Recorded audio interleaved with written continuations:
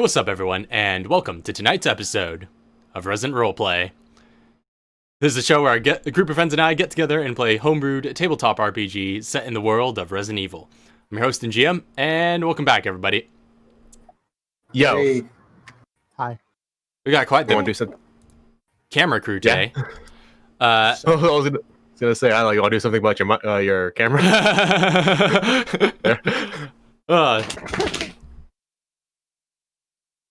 I was you guys were muted, but there was a little bit of a scream that threw me off for a second before we started. like as soon as you started going, like I was just like and dived off screen.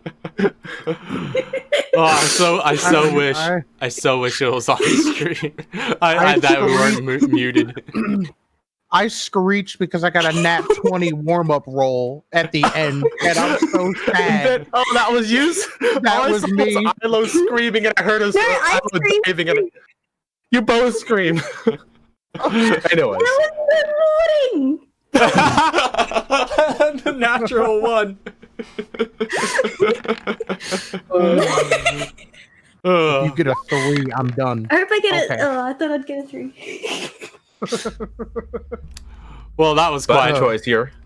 Hello, everybody. Quite the intro. Very graceful. All right, but Troy's got a cam now, so that's exciting. So that being said, Joe Super Salty Peanut is not going to be joining us here tonight. He's got something else going on, but he did leave me with a list of things for Chauncey to do, which I'll be carrying out. So, yeah, that's what's up. I think that's the only thing to go over. If anybody wants to announce or plug anything before we start, I guess there's always a chance for that while I get my bearings here. If not, we can go right into previously. I believe that was it. All right. Wait, was that... When did the Mr. G bonus episode come out? That last week? No, yeah, it was the week before this one. Yeah. Okay. Because otherwise it would have had to come out yesterday. So yeah, that's true. Yeah. So yeah, that's up. I think we mentioned that on the last stream. That episode, bonus episode is now out. Provides some additional context for what's going on now. But yeah. So that's about it. We had quite the fascinating episode last week. So let's see if we could continue this saga. So previously on Resident Roleplay, after repelling the manifold attack on Langley, you returned to Camp Clancy with Aiden and Mr. G in tow, both now freed from Walker's control. Over the next couple of days, you locked Mr. G in a cell and confronted him over the dark mindset he'd unveiled. After roughing him up proved unproductive, you sent Nuria in to do some counseling, which made headway in getting him to open up about his past and his psychopathy. Meanwhile, Kevin worked to rid the camp of its bugs, apparently from both the CIA and the Manifold. Katara put Aiden in the lab for some testing with the hopes of gaining more advantages from his special blood type. Aiden seemed reluctant, given his memories of growing up as a lab rat for Walker in an Umbrella facility, but ultimately went through with the testing after getting some assurances. And so, after a little bit of shopping, we come into the evening, and I guess everybody was getting some dinner as well. It is now the evening of May the 8th, and I suppose the floor is yours. We're still in hub exploration mode.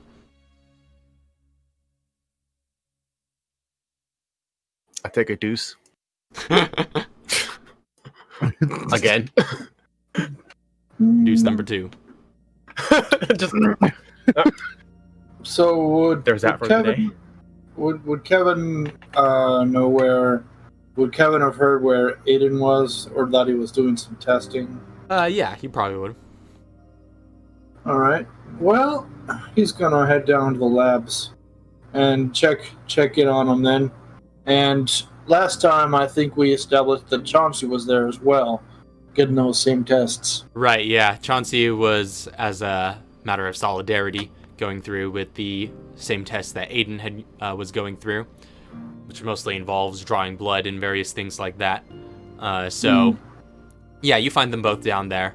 At this point, when you arrive, Aiden is kind of just sat in one corner, getting just a plain tea, and just waiting. It doesn't seem like they're doing anything with him in particular at that moment, but you see the other scientists busy at work moving around various samples of blood.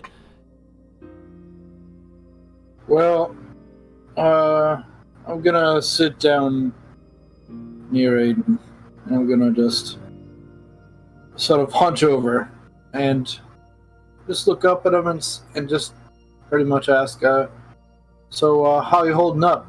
How's it going? Well, that's a loaded question.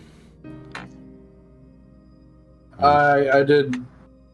No, that's all right. On the one hand, guess I'm glad to be free. On the other hand, I guess a part of me was ready to have some rest.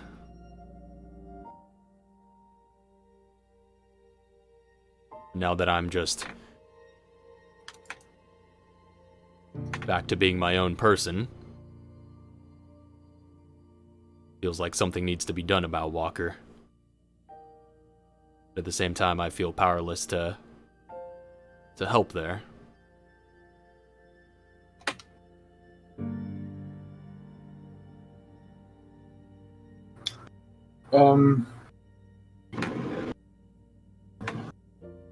I think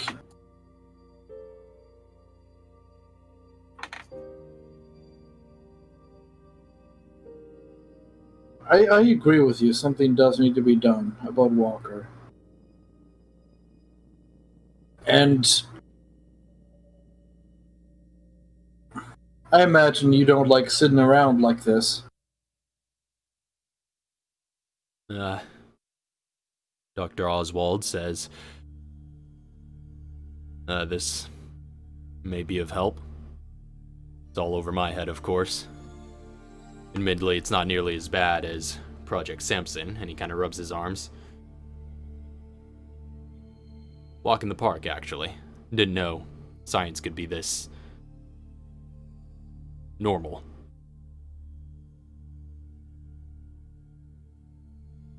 Well, yeah. I mean, I'm not in the same area of science as Katara is, but although I do know a thing or two about bad experiences with science. Is that right? Yeah. I'm not sure if you knew this, but I actually... Have you heard of the organization Greenhouse Solutions? Yeah, I've heard of them. Sort of anti-bioterror group. Huh. Kevin just scoffs. Anti-bioterror. You want to know what I think? They're just as bad as Umbrella. Well, didn't know we were gonna get into political opinions here. What makes you say that? It's not about political opinions. It's because of my opinion of their CEO. You remember Emil? Oh yeah, Emil. Yes. I actually helped him build that company, you know. I helped him hire some engineers and get the construction off the ground.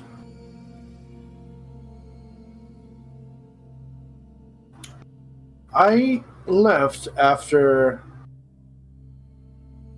hearing about something he did, you know. Was it Archaea? I lost... You heard about that? Yeah.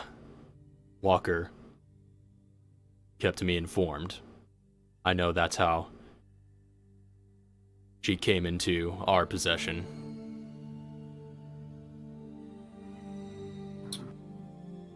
Yeah. I'll never forgive him for that.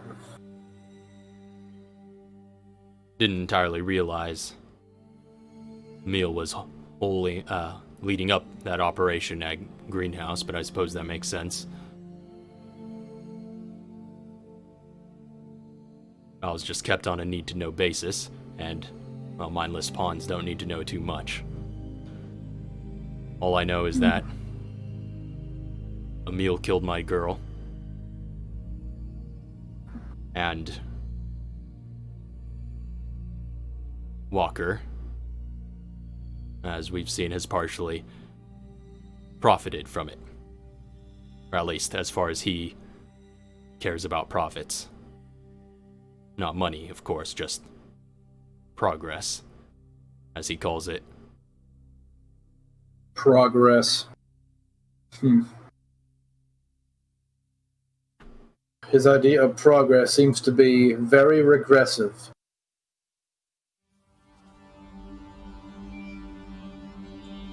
Well, one thing's for sure, if he gets his way, it'll be a very different world.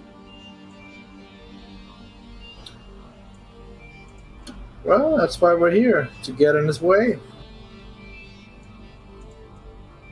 Well, then I hope you're ready to do what's necessary. He's not Oh, yes. going to be an easy foe to stop.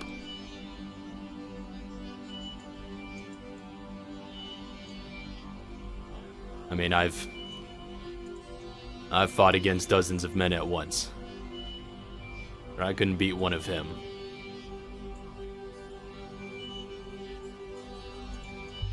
That's because he uses cheap tricks. Yeah. Well, after your last encounter with them, it seems you all got a pretty good dose of those cheap tricks. I think you all ended up doing more harm to yourselves than him. Well, you say that, but we have, like, if you really think about it, that attack on Langley went absolutely terrible for him. I mean, he starts counting his fingers. We got you free, we got G free. Well, relatively speaking. We stopped him from essentially nuking the place. We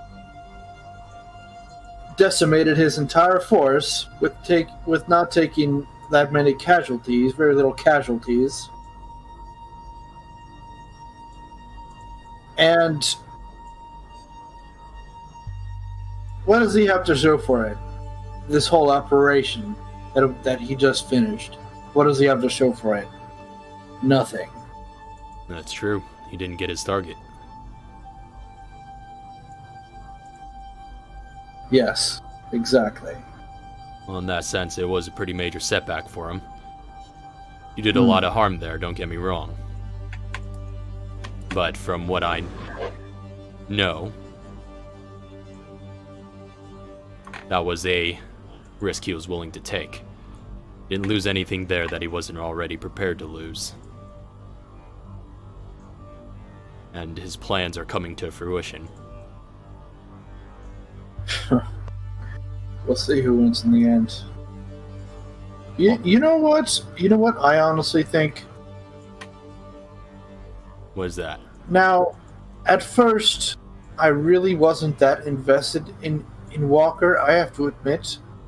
When I got back into this game, so to speak, after Archaea died. At first, I was totally invested in seeing Emil dead. That's all I wanted. That's still one of my huge goals, seeing him dead. But as I see more and more of what Walker's capable of, I'm starting to understand his threat. So yeah, priorities. Walker comes first. Yeah. However, I do want to offer a sort of a partnership in maybe offering a meal after this is all said and done. Partnership. We both. Now, I don't know about you, but I want him dead for killing her. In fact, I'm not the only one. Chauncey feels the same way. He threatened. Okay, I told him I wanted to kill Emil, and then he literally pointed a gun at me and said he wanted to do it. That sounds like something Chauncey would do. Yeah. Well, I've had a good few years to think this over. Needless to say, I'm very angry with Emil for what he did to my little girl.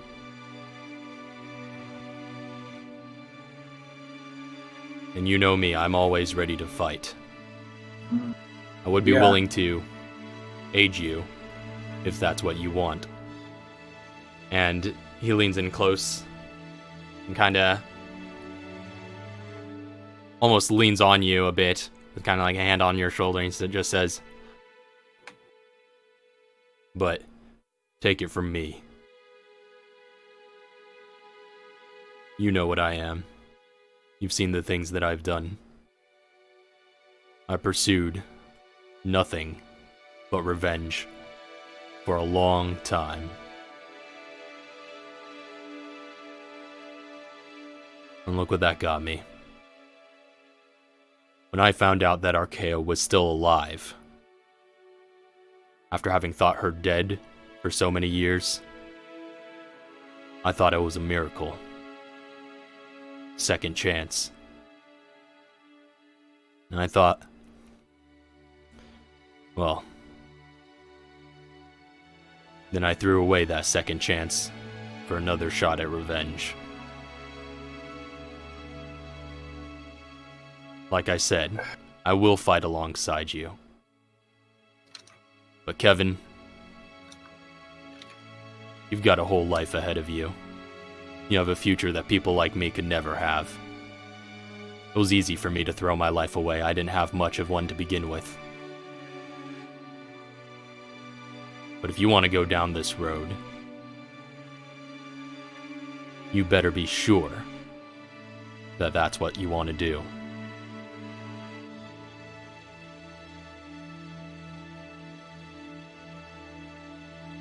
Kevin's silent. He's just looking down at the ground as Aiden says this.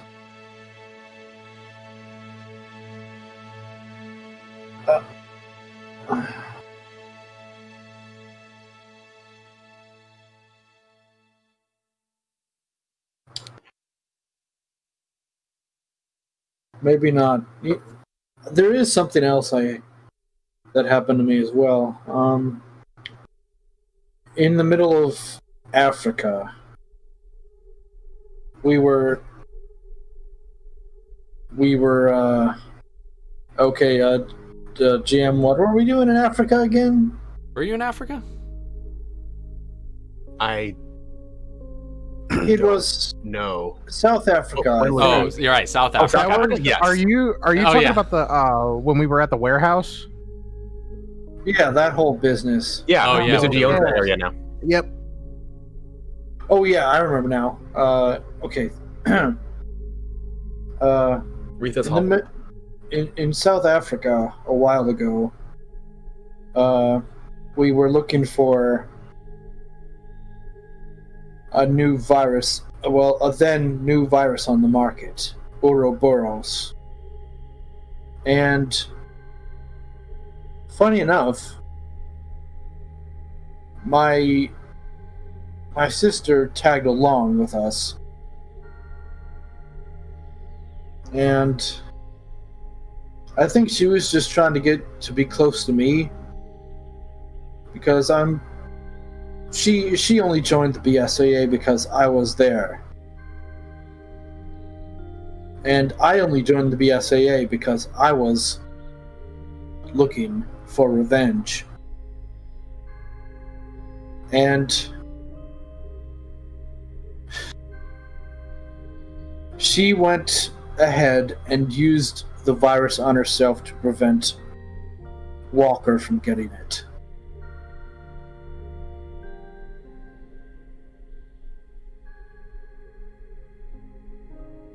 So, I think the longer I'm in this game, the more I stand to lose.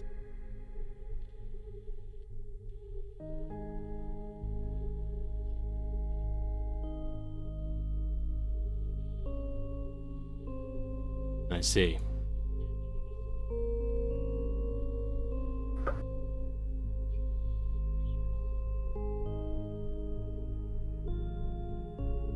Well, that's one thing. So, I'm gonna think about it. You'd best. But one thing's for certain. I am gonna take down Walker. Well, Up at least. there's a bit of a timetable on that now. You're going to have to, one way or another. If you don't, well then, the whole world's gonna pay for it. So there's that. Yeah.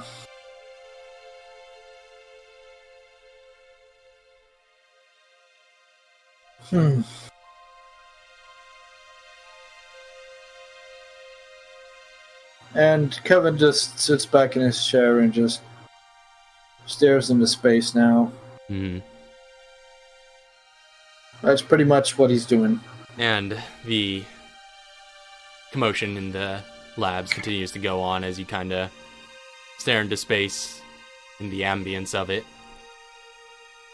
Chauncey, by this point, has left the chamber and is headed back to his office. In the war room, rather.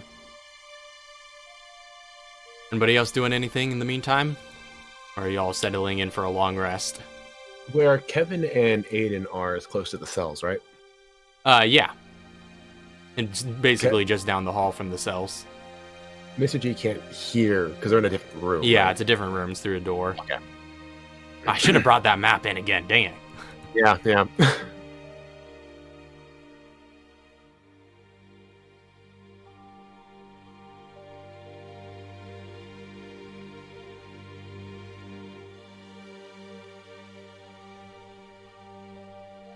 Alright. Well, Well, if nobody has any other plans, then whatever you Mr. guys G's want to do is sitting in next. Mr. G is sitting in the yeah. cell. I said at the end of the last session that Neria was going to do some tests on the blood. I don't know if that's like a biology check. Which blood? The, G's blood.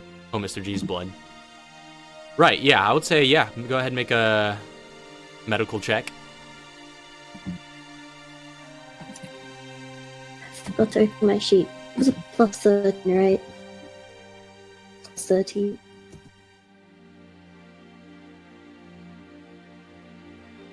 Rejected.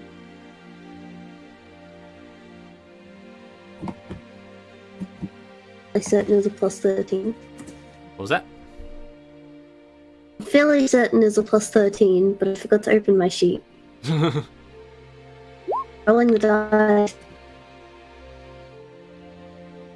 The 19. Alright, 19. Looking at his blood, let's see, when was the sample taken again? Was it After he drank that weird stuff. Yeah, I was gonna say, was She this... put it in like a. Before she left, she put in like a little holding thing so it wouldn't. Yeah, and that was all the interviews were earlier this day, I believe. Yeah. So, yeah, you put in some lab time to do some analysis on the blood sample. And you find that there's a number of things that are going on chemically in Mr. G's blood right now.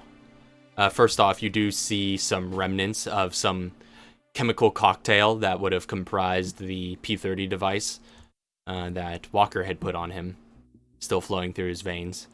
but it is very faint, and not really anything that you can do much with.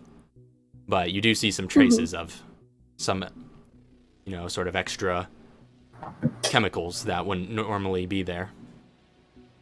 And then you do also see a little bit of faint remnants as well from the other actual, basically, cocktail that he drank, or the one from the Camp Clancy cook, who put together a little concoction of herbs and whatnot for him to drink.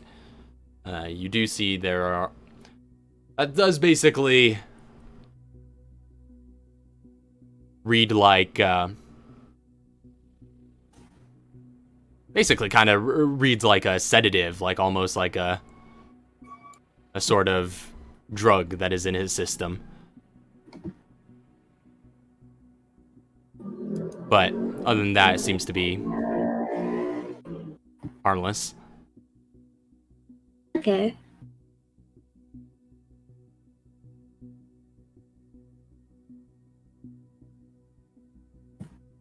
And she's writing down some notes about it.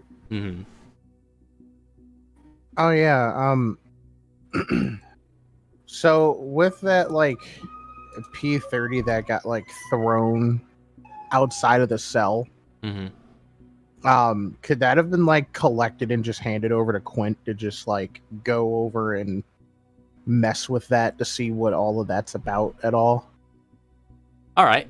Yeah, you can collect that piece of basically scrap metal, the little device, and bring that over to the labs. And he's just like, oh, yeah, okay, yeah, I could give that a look-see and do some testing. I mean, we already got our hands full with a bunch of other stuff, but I'll add it to the list.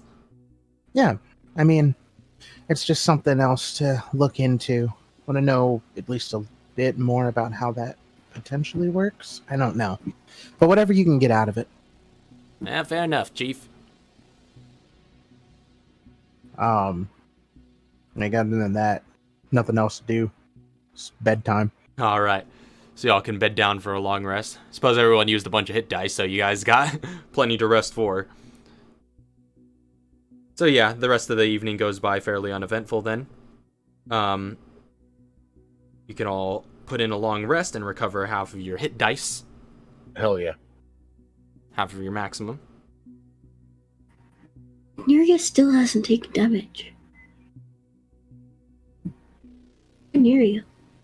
Like ever? Never, but like in the last like few fights that she's been in, she hasn't really taken any damage. I'm playing it safe. She shush me for that. Actually, speaking of which, you probably should talk to Mr. G again. Oh yeah, she will. Well, I was gonna say. And Mr. G going in an ambulance? Yeah, I know. So that is Nuria talking to Mr. G. And the ambulance came in because something happened. By the way, Mr. G. To Nuria. For Kevin, are you rolling hit dice for recovery? Yeah, so be sure to add your Constitution modifier to each roll. Oh, right. I don't have to worry about that because I got 0 con. Yeah. Which is your Roll20 character all up to date with your newest hit points for everyone? Mm-hmm. Okay, cool.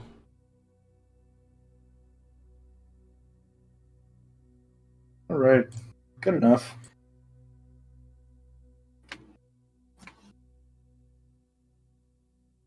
All right. So you finish your long rest, rather. Everybody goes to sleep in Camp Clancy. Next morning, you all rise to wake. And Nuria.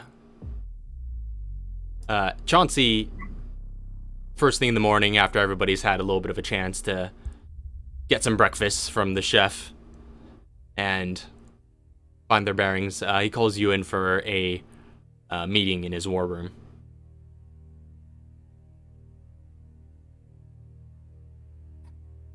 She heads straight over. She's like, oh, I hope I didn't do anything wrong. So you arrive in the war room, and you see him. You find him in there, sitting in his chair, sipping some of his morning coffee and looking over some material on his holographic interface in front of him on the long war table. And when you knock for entry, he's just like, Nuria, come in. Yeah, please. She heads in, Go ahead and make kind of yourself fidgeting comfortable. with her hands a bit. Yeah, so I wanted to meet with you. No need to be nervous.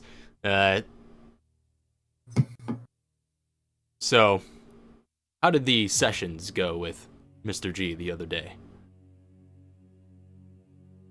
I think they went relatively well, other than when he tried to take one of my syringes.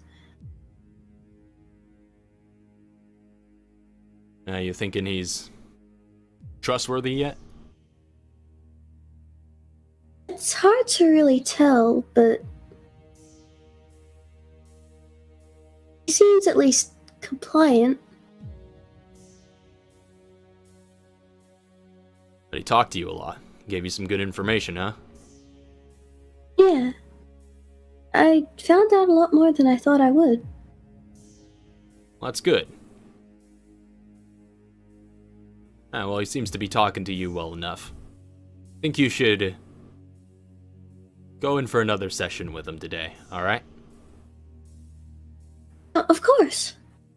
Is there any time you want me to go in, or? Whenever you get the chance. Well, let me know when you do. Alright, will do. Alright, good work. Thank you. Kind of waves you off. She heads out.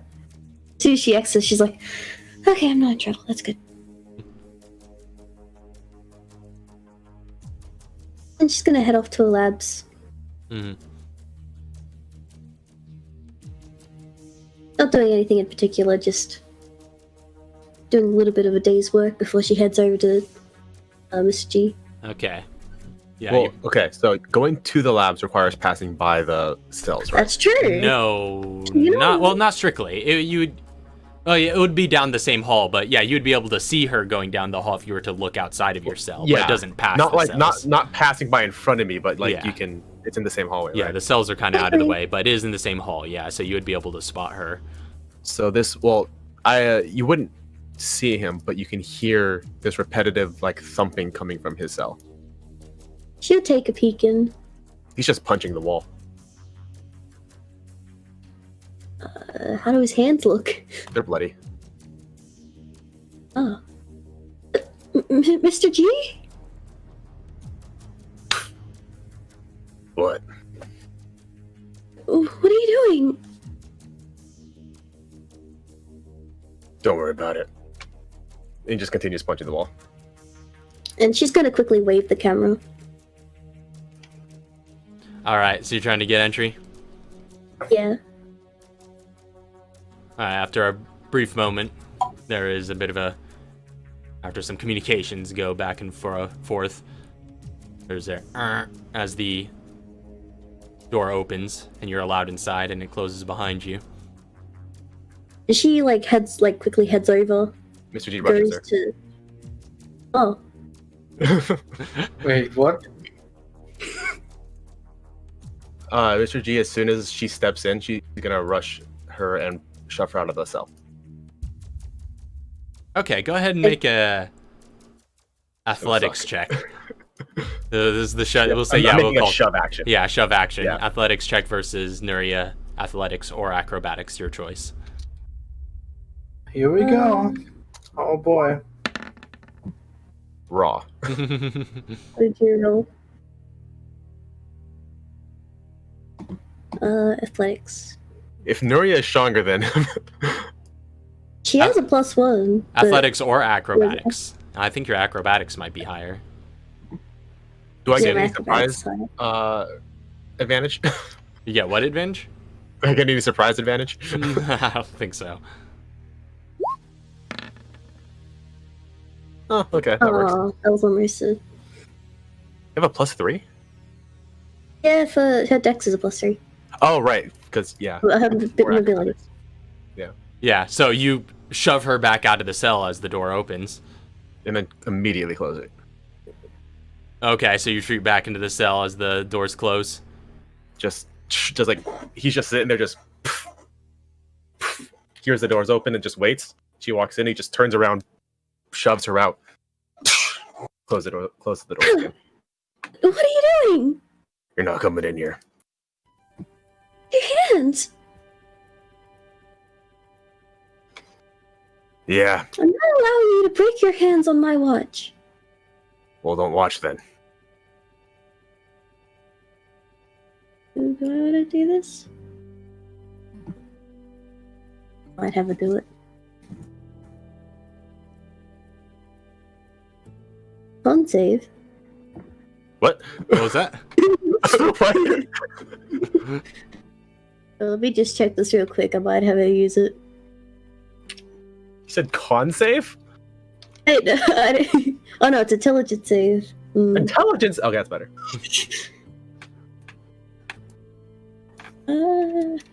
That might not be useful. Anything? Dang it, I don't have the equivalent of sleep. Oh, I should have gotten that. That would work on him too. At max hit points, that definitely would, I think. Wait, no, I think it maxes out at 50, right? Oh, no, average is 50. It's 10-10. Trank him. Most of our stuff meal is style. like buff stuff. I need debuff stuff. Oh, it's too bad you guys don't have the certain debuff combat medic with you.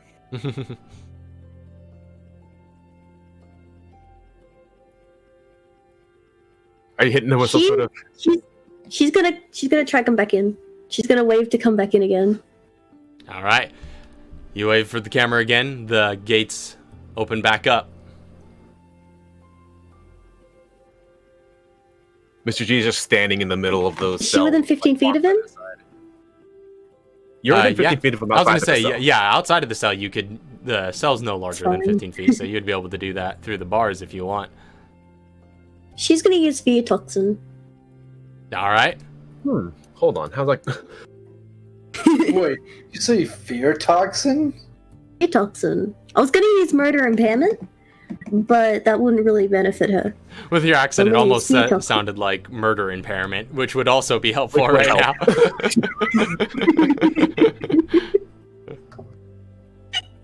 No, Wait. so Never mind.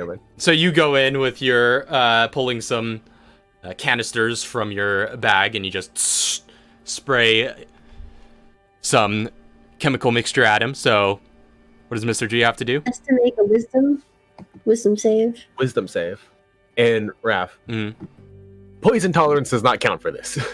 No, this isn't the poisoned condition. I don't believe. No, but I am being poisoned. That Fair. doesn't count. It doesn't count though. No, I know. He said wisdom safe? Wisdom save. Oops. There's no modifier attached to that. It's +5. Damn it! Fun too. As succeeds. So you just spray the stuff at him and he just stands there in the middle of the cell, arms by his side. You could just like drops of blood coming down. By the time the that whatever that was that you sprayed at him is like gone, he just goes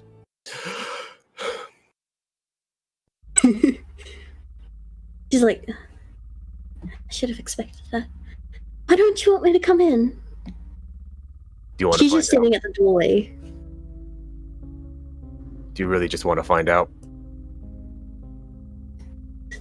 It's because you'll kill me, isn't it?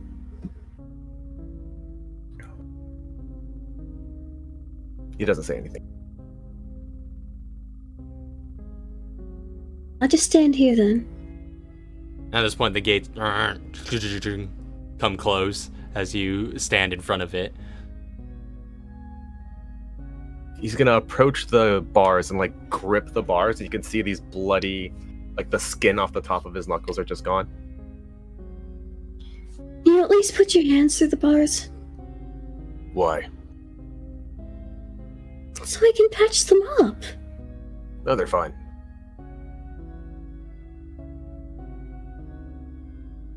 I can tell you're lying to me. They're clearly not fine. Yeah, look at him. That's how you get stronger. And she's gonna reach for his hand, like his wrist.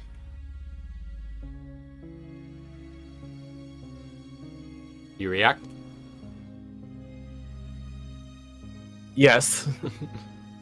Going slowly. She's not like just like. Huh! As soon as she touches him, he's gonna grab her arm and pull her into the bars. All right, grapple check. Same contest. Athletics versus acrobatics. Ooh, I wish Kevin were near. You're technically no, you're not in the labs anymore. Well, that was last night. Yeah, that's what I was saying. Like, you're not in the labs anymore. This is a different day. So is this another Yeah, another contest. acrobatic? Athletics or acrobatics, which I believe your acrobatics is higher. No! That was almost a 15.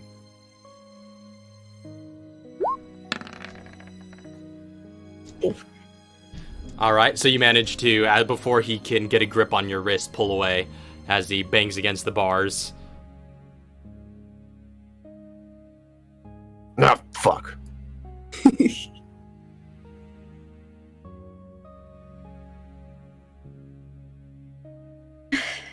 And again, he tries to pull you through and you slip away and he just approaches the bars again, hands on it, and he's just like pressing his face into the metal, staring at you. And Look, can you please just put your hands out of the bars? he puts one arm out. Will Mr. G allow her to start bandaging? Nope. Okay. As soon as you touch him, he's gonna grab you. What was that? As soon as you touch him, he's gonna grab you again. All right. So I'll you're say gonna go, give her a concussion when you keep doing this. go ahead and make another contested roll because she wouldn't know until she reaches in for it. Oh my gosh! Fool me once, shame on you. Fool me twice, shame on me. Fooled me 3 times. Well, you both know you're not, because that's not gonna happen. Look, she's a biologist and a medic, technically. What she does. Ah, come on. I want those needles. And again, you slip away from him. Ah, fuck. Look, I'm just trying to help you. He's gonna walk up to the bars again, grab them, and press his face into the metal. She's starting to get a little frustrated. I have anything. Literally anything. Why am I such a buffer? A what? Like, I've only got 2 things. Like, 3 things. What can I do? What can I do? She said she can only do 3 things. Like, I only have 3... I think, yeah, 3, like, debuff things. Oh, buffer. Okay. Buff yourself. Maybe. Could buff us. I could stare... Oh, wait, no, I don't have steroids crafted. Dang it. Just steroid yourself and hold them down. Ooh, actually, is this a... Mr. G's just going to continue staring at her and eventually just go, "What time is it?" What time is it?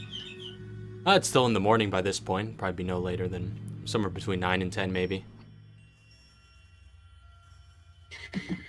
It's about 9:30. 9:30. He looks at his watch. Oh, never mind. 9:30. It's fucking early. Or he instinctively looks at where his watch would be. Do I have anything she could use? Try fear toxin again. If he's frightened, we can attack me with disadvantage. Murder impairment wouldn't benefit me much in this situation. I don't think Neri has the strength to knock him unconscious. Alright, she's gonna try fear toxin again. There's a lot of cane fluid on her. All right. Another wisdom save. Oh boy. Here we go. On low roll. On low roll. Oh, that was so close to a 1. It's right in his face again and again. He just like rubs his eye because a little bit got in his eye, and he's like, It's just like a mist. "You're not coming in here." I am coming in there. Whatever you need to do, you're gonna do it from outside the cell. Not letting me do it from outside of the cell. You haven't started talking yet.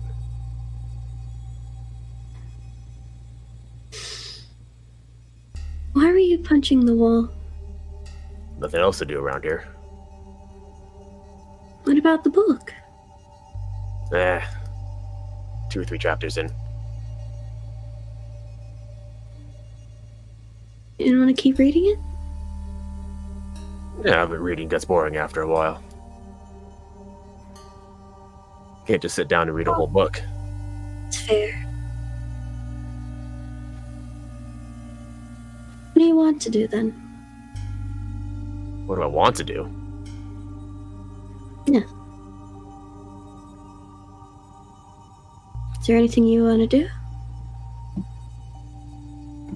And while she's talking, she's going to try, like, just kind of slowly start bandaging.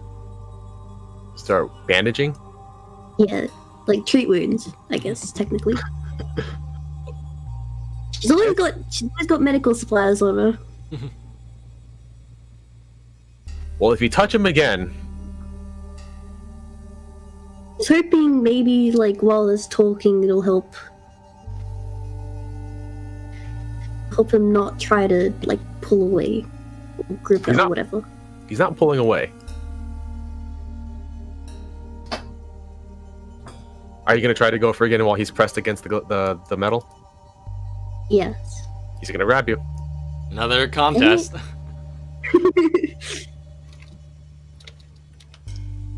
He just has to do it once. That's Uh-oh. good. That's Was good. that with a +5? There's no +5. There's no +5 to that. That was It's just raw It's 18. Yeah. And you to roll, like, super high, otherwise you slam her against the yeah, you got her against the boss. All right. he's gonna actually grab her and go, "Gotcha!" Pull her forward, and he's just gonna start rummaging through her pockets, looking for anything sharp. Make an investigation she did check. technically just wake up, so I don't know if she had, because she was heading over to the lab.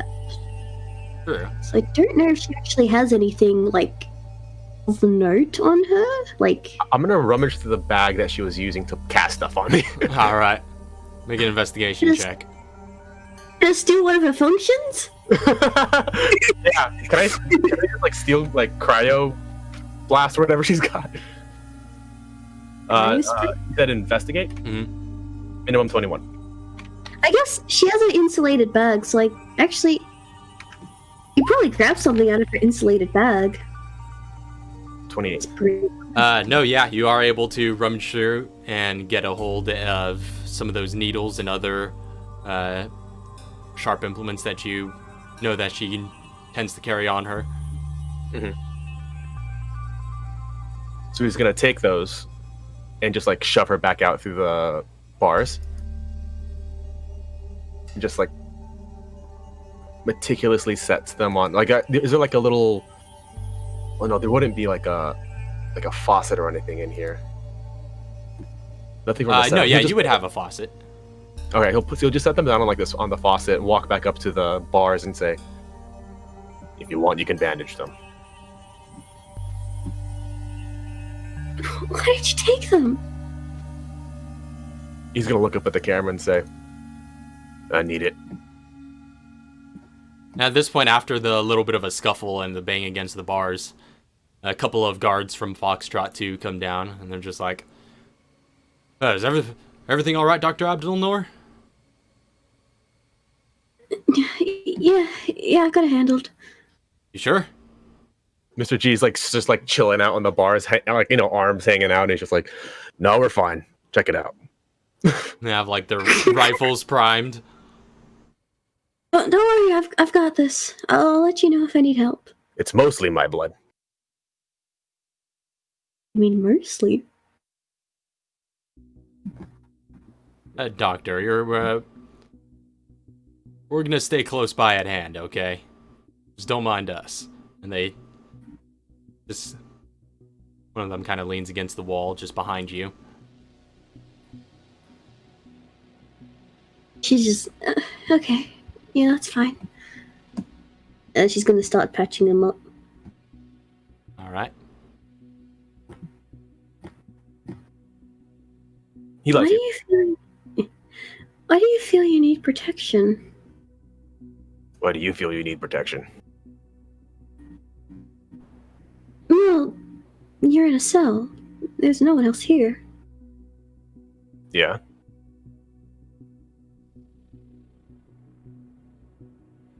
And there's guards out there. If anything, I'm the one who should have protection. Looking around Clearly. the space. Clearly, you're definitely the one who needs protection. But in the situation that you're in right now, why do you feel you need protection? Because that's carnal. Everyone thinks they need protection.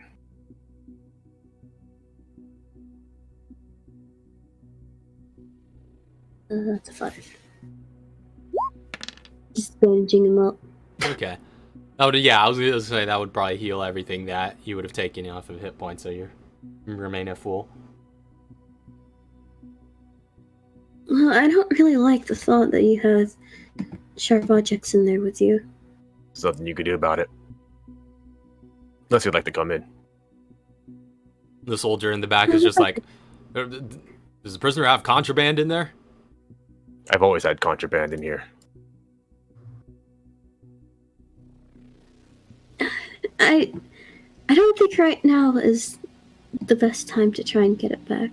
No, we're gonna have to get that out of there, ma'am. You can certainly try.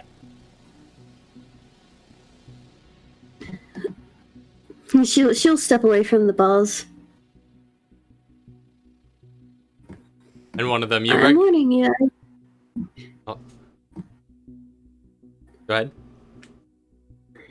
I'm just warning you. It's well. Then again, you're probably stronger than I am. You look me? Alright, that's talking to the gods. Oh. And you, I guess, Mr. D, you recognize this Foxtrot 2 member. Having met all of them in that previous instance with Enyo. Yeah, this would be the one called Surgeon. This is not the guy that I shot in the knee. It's not Pyle. Hey, how's Pyle doing? And he just stares you down, and he's just like, hey, listen, tough guy. We're just here to keep things secure and make sure you don't get out. You're not supposed to have any sharp objects in there. There's nothing you can do about it. You do have guns. You're gonna have to kill me then. Please don't kill him. Well, I mean, the boss is okay for Chelsea's that. orders.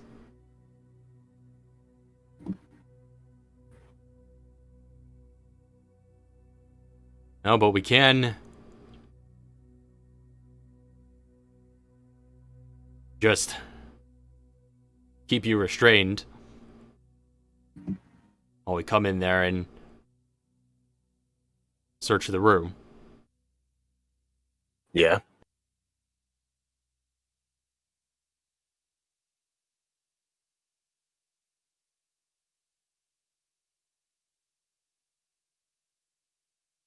Are you going to cooperate? Nope. I really don't want to have to put in a call to the boss for this. I'm kind of looking over at the other guard.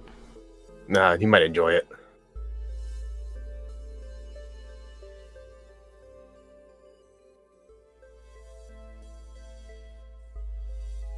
Meanwhile, Neria's just kind of like pinching the bridge of her nose. meanwhile, as this is going on, Katara, Kevin, both of you are called by Chauncey to his war room. Okay. And after getting herself all settled and everything, she'll make her way over. Mm-hmm. Same here, after his morning routine and whatnot. Mm-hmm. You both find him in his war room. You see the camera feed from the prison cells going on his desk, but he doesn't seem to be paying much attention to it right now. He's just like, oh yeah, there you are.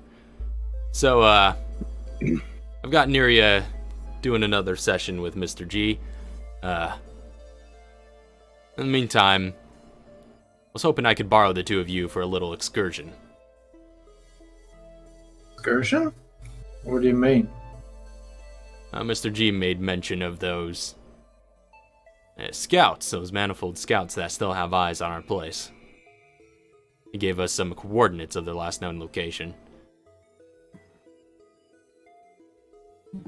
Well, I see that still needs to be taken care of.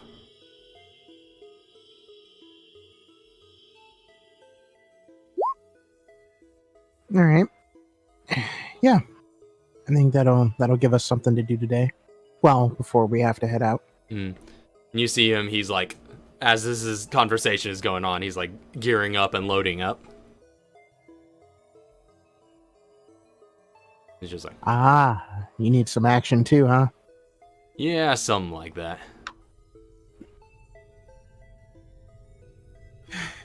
Well, let me go ahead and get my actual gear ready then. All right, well, meet me near the front door when you're ready to go. Understood. You got it.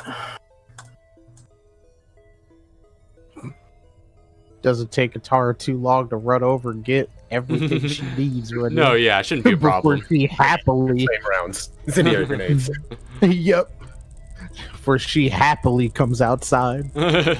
So yeah, the two of you can get all geared up and make sure you're all ready to go with your full inventory and meet him in front of Camp Clancy, or at least in front of the manor.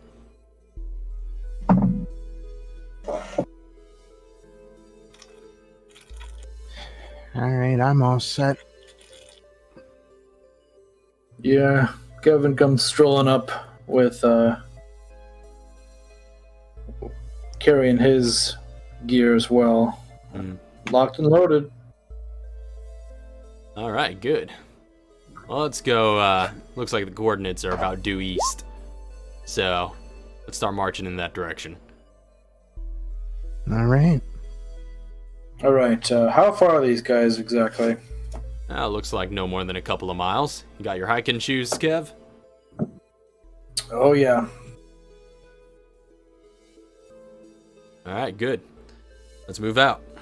And he leads you all past the tree line and in the direction that you'd been given.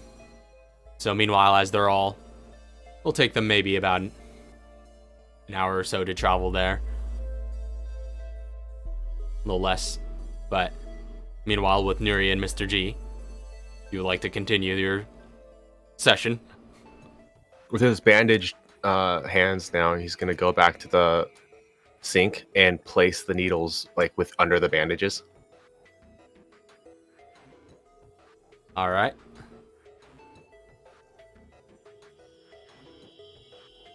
And by this point, the guards have gone. Well, one of the the other guard is still standing by, but Surgeon has gone back down the hall and seems to be on the radio, just trying to figure out what you should do about this situation. Neria will have a pressure bomb ready. Actually, wait, no, she can't. Never mind. She'll prepare murder impairment.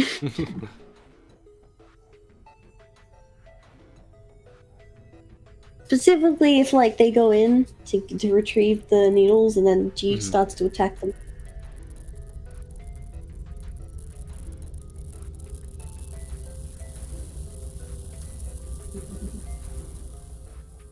All right, but for the moment, for a good long while, yeah, You're free to do whatever you wish. She's just standing there in the middle of the cell still. Mm-hmm. Nuria, say anything?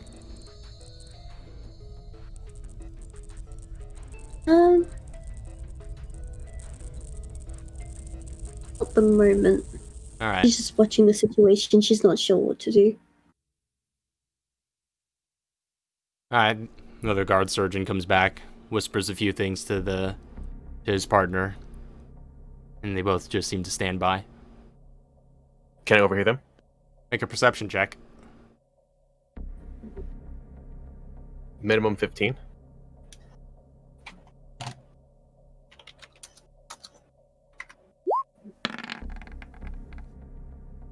$16. Oops. You hear it kind of faintly. You don't gather everything, the exact words, but there seems something along the lines of, boss isn't in. Mm-hmm. Something about staying put.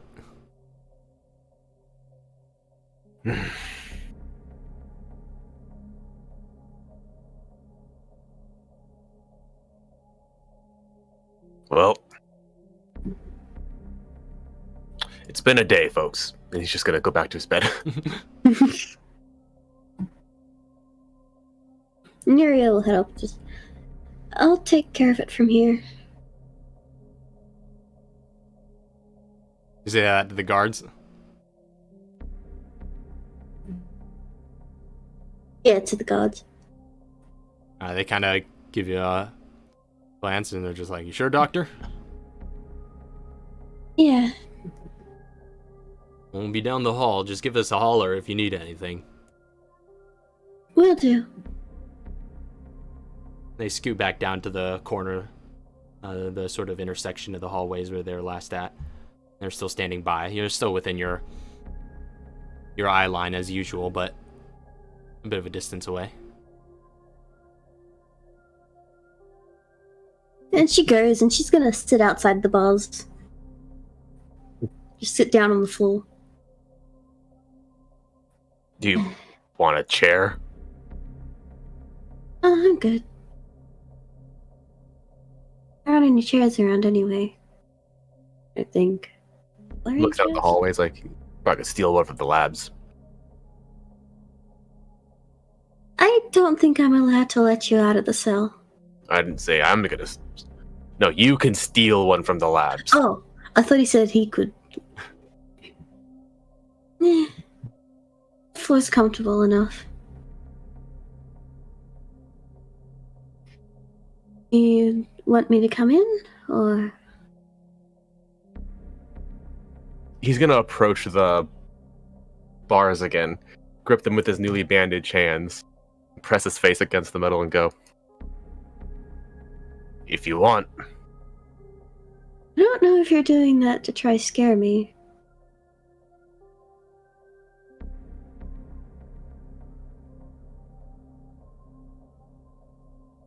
He just stands there against the bars.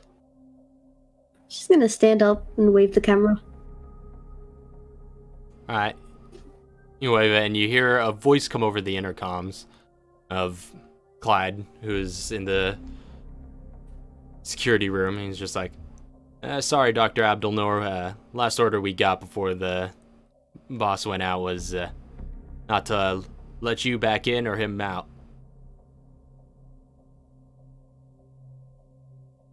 Really? I remember that. Okay. Alright. She's gonna go back down and sit in front of the bars. Oh, I can't come in, so I'll just have to continue. I left off yesterday. Here. Yeah, not coming in is smart.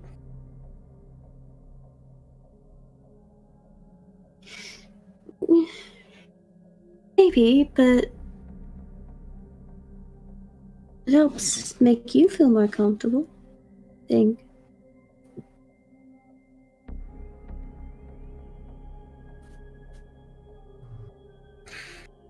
How do I put this?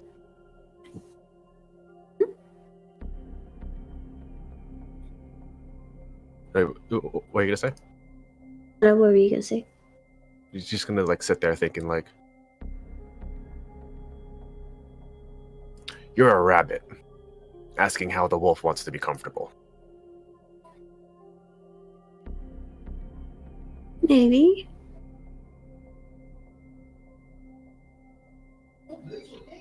And now the wolf has teeth.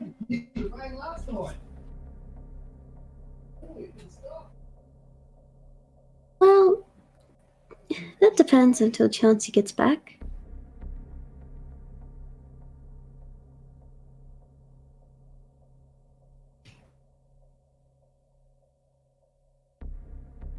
Do you see yourself as dangerous as a wolf?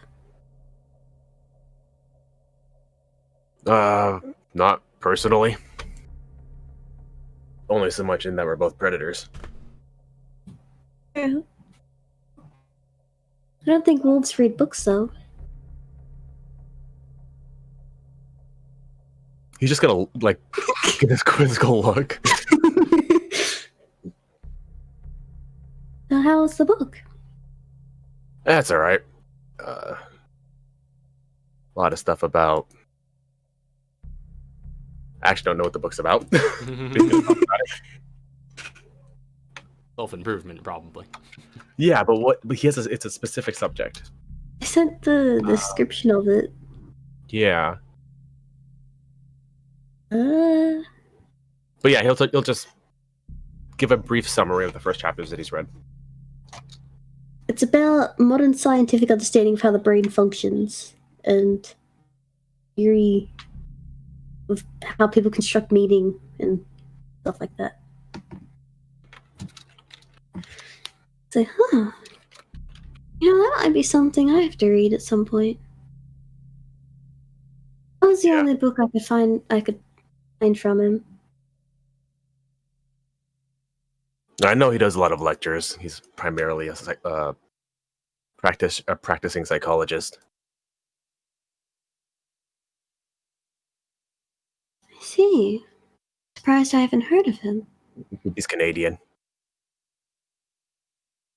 Oh, I know a fair few Canadian doctors? Philosophers? Would you call them doctors? Sure. He's got a PhD, right? I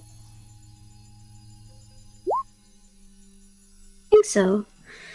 But, anyway. Well, actually, I probably shouldn't question you about the book, because you didn't know about the book. I'm reading through a wiki page on it currently. What was the first chapter about? You said you read 3 chapters? 3.5. Don't actually ask me questions about the book. This is not going to be a book review. But he will talk about it if you ask him questions of it. She seems like fairly interested, especially because it's brain stuff, and she loves the brain.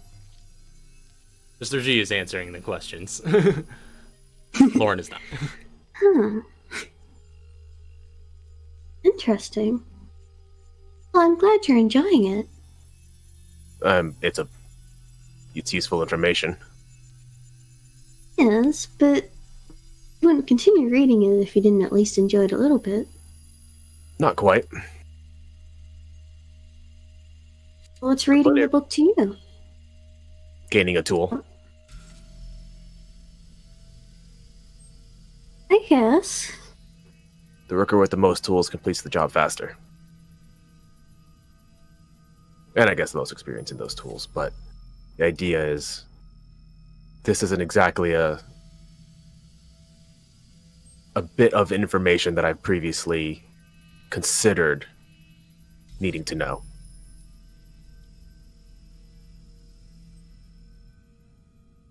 See, has it made you feel better, at least in terms of doing something? You said before that you need a mission. Do you consider this a mission? This is one step at the mission I was given. And what mission was that? Be less of an asshole. I don't think reading a book makes you less of an asshole. he just like turns back and picks up the book and is like, self-help book. Less of an asshole. Well, I guess if you word it like that.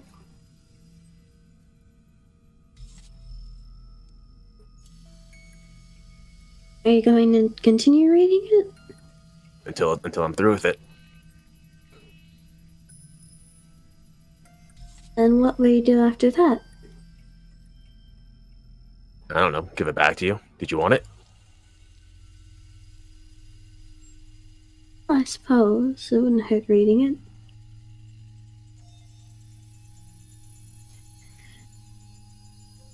Actually, there is something I wanted to talk to you about. Hit me with it. He just chucks the book back on his bed. That hurts his soul a little bit. You could have broken it. You could have ripped it. Did you say that out loud? Just in her head. Maybe under her breath a little bit. Oh. Do you consider... Actually, how do I word this? Do you feel connected to anyone? Nope. How do you feel about Chauncey? He's the biggest gun on this, in the camp. Probably the most capable of taking out Walker.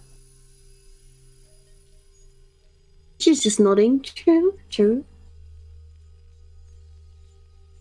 About...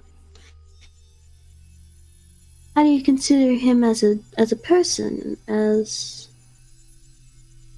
like... personality traits? He's kind of loud. Pretty straightforward, kind of dope beating around the bush. Mm-hmm. Says what's on his mind. What about... You feel you have any connections to him? Not really. Well, Need I familiarities? sleep on his territory. Some familiarities. I don't know. He's a little taller than me. Bigger than me. I mean... personal sense, familiarities, like experiences, He starts thinking back. He's like, opinions. I don't know. We both didn't really have a family to begin with. He's got brothers and sisters. I don't have brothers and sisters. Can't really relate with him on that level. Oh, you have a sister. Half sister, A sister? Still a sister. I guess. Don't feel any other connection? He stops and thinks about it for a little bit and just goes, "Nope." What about Kevin? You two seem pretty close, in terms of, I guess, friends. Yeah. He's really easy to get close with. I was able to get pretty close with him. A little bit too easy if you consider the fact that we're on the same side. You don't feel anything else towards him? Is there things you like about him? He's pretty good with a wrench. Knows his way around machinery.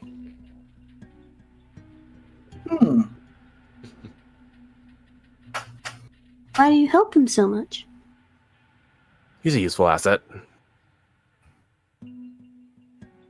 Nothing It's else? mutual.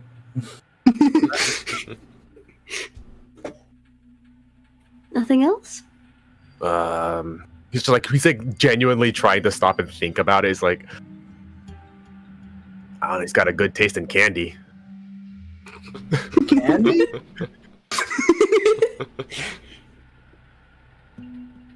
I don't even know what you're talking about. I think just he's making making stuff up. Well, I mean, was that Kevin's candy bars that Mr. G stole that one time? I might have been. It was somebody's candy bars.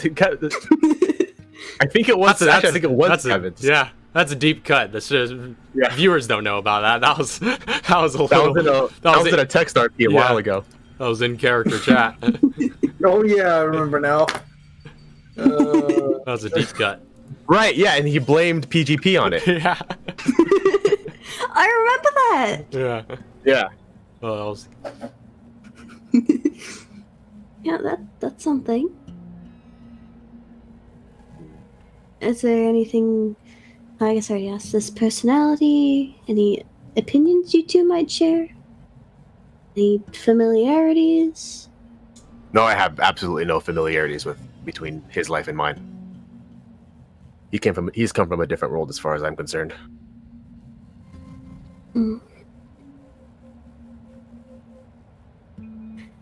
You know, does Neri know about Miss X? Let me think about that. Probably I don't not. think so. Yeah, I don't think you've ever met her. No, I'm thinking about it because she was in San Martinez. Nuria wasn't there. Martinez. She wasn't in the recent fight.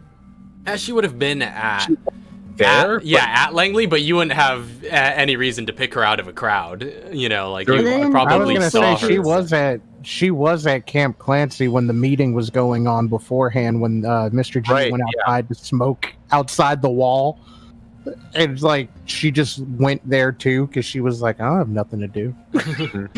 But like that's about it. She was there when we got back. I think she. Yeah, I don't think Nuria knows her by name or anything like that. Just another nameless agent who came in. Yeah. Who came in. What about your what is it called? Alphabet soup? Any of your agent comrades? Any connections to them? They're all excellent employees and co-workers. Don't feel anything towards any of them?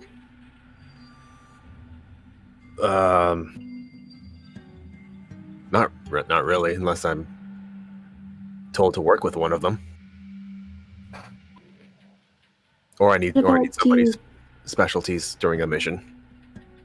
Do you like any of them? You're trying to get at something that I don't think applies to me. I'm just trying to see how far I can push in terms of your emotions, I guess. Well, What about you can search all you want, but what was her name? Anu? the robot, Yeah. excellent piece of machinery. A better killing machine there's never been. Which I is know the she's opinion he's given. Everything else you said before was facts.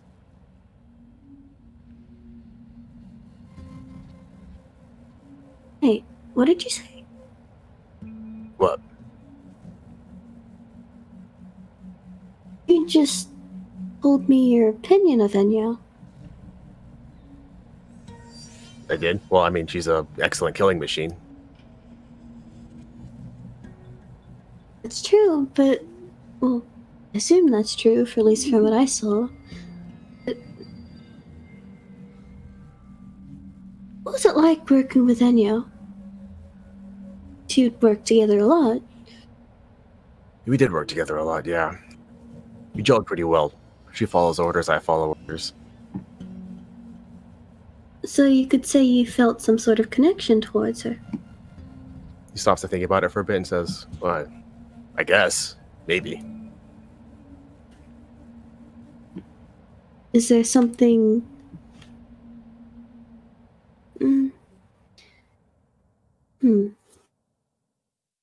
This is interesting. Is there... How do I word this? What did you like about her? Other than her being a killing machine that followed orders, is there anything else you liked about her? Well, that was all there was to her. She was a killing machine. She followed orders. Nothing else? No. She was faultless. An order was given and she would give it. Or she would follow it. Hmm.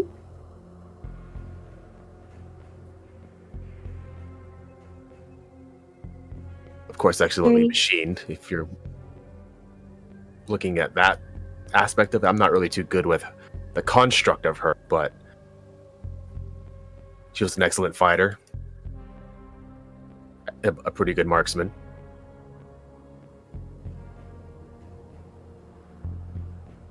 The only thing she needed was a rifle, and nothing would have stopped her.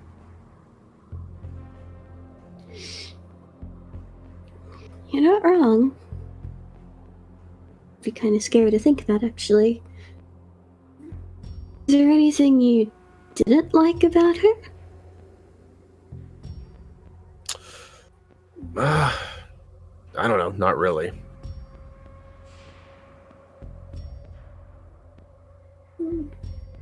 She was a machine built to do one thing, and she did it extremely well. Her entire purpose was to kill. So she did. No, she reminds me a bit of you, actually.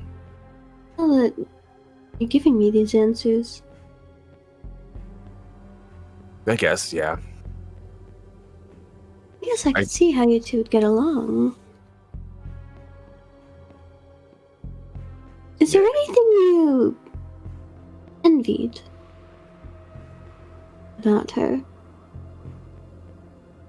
She could pull guns out of her arms. That's kind of unfair.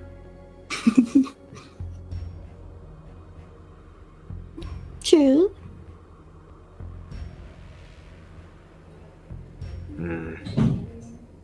I mean, obviously, there's the... She's stronger, faster.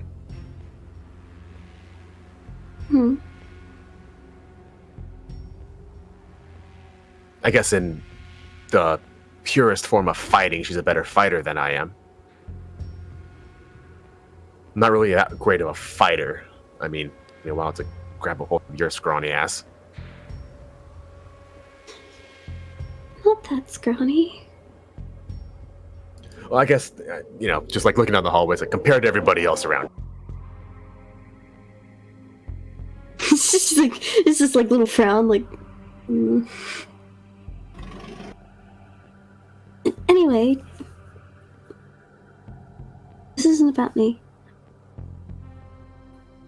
Well, she didn't hesitate. That's something that I can always appreciate. Of course, when it's wired in, that's a little... But it's hardwired in, that is.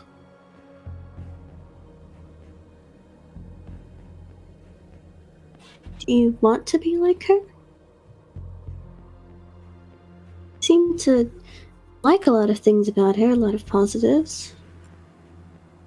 Yeah. She was the ideal killing machine. And a machine at that. Machines have a purpose. Machines are built for a reason. I had to discover my reason, very painfully. I guess if I was built to kill, that would have been a lot easier.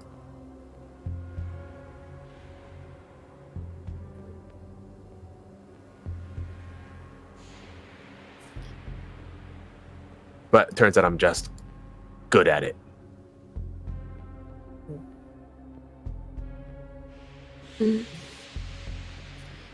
That's right, you weren't. We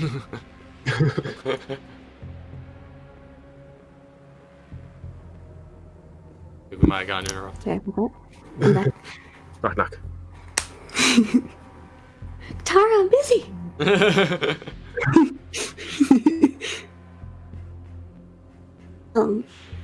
What was I talking about again? About how if he was built. That's right. That's right, I remember now. That's right, you weren't here for... You were unconscious. I've been doing a lot of that the last few days. The fight with Walker, after Enyo ripped out the orb in your chest. You know what happened to her? Well, I assumed it. If it blew up, it was. I mean, well, I'm still alive. That thing should have blown up everything within a couple-mile radius. At least that's what the basic idea the basic gist that I got from Walker. She,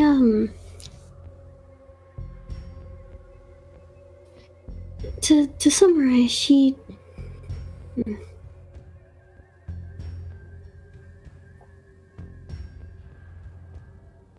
She said that if any part of her survives exploding, that she would fight for us again, and I really don't remember what I said. I really don't remember what I said. Neither does Nuria. Yuri doesn't remember what I said either. I think it was... So she did blow up. I don't remember the first line that Enyo said. I think she basically just said something along the lines of, it was an honor, and then took off. That's it. Said it was an honor fighting for us, and then she flew straight upwards, as far away as she could from us. Now, why would you say that? I guess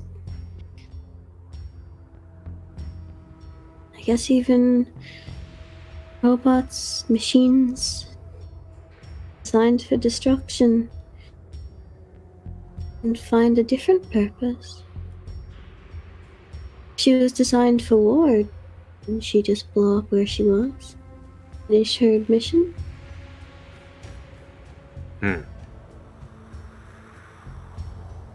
And he's just stopping and thinking and just like, she would have gained nothing from saying that. Why would you say that? She was terminal anyways. Even robots could learn. I mean, that's what society fears.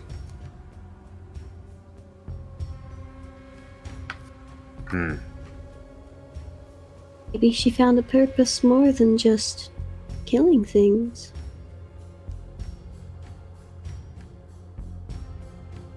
Found a purpose more than just killing things.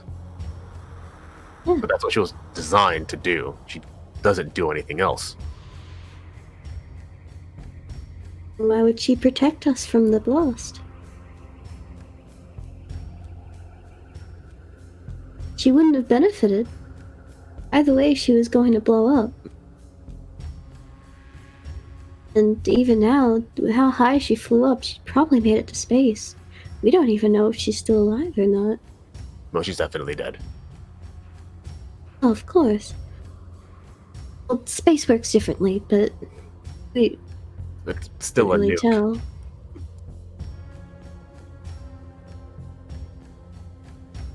If she was anywhere near that reactor when it went off, she'd be dead. There's no way to survive it. If she knew how to survive it, she would have done it on the planet.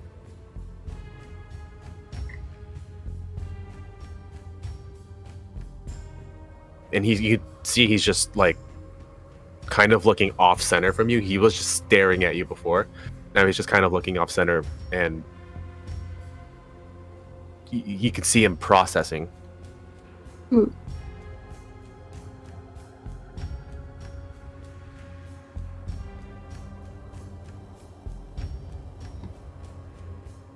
she'll let you, like, she won't say anything, she'll let you process. Alright, while he's processing. Meanwhile,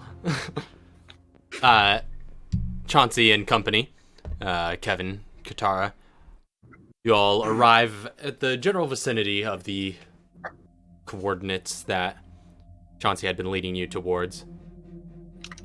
You find an empty clearing in the middle of the forestry. There looks to be signs of encampment. You see like a little sort of charred area where perhaps a fire was set the previous night, but it's all out. You know, there's still a little bit of ember and smoke, but not too recent. Could I roll a perception Just so I could see if there were anything left, like any signs of where they went, or? okay, I would say that's probably investigation in that case. Okay. You're looking around for general signs or All survival. right, yeah, I'm also gonna. In that case, I'm also gonna see if there's anything here, like any supplies or anything like that. Mhm. Yeah. Yeah, that'd be investigation or survival.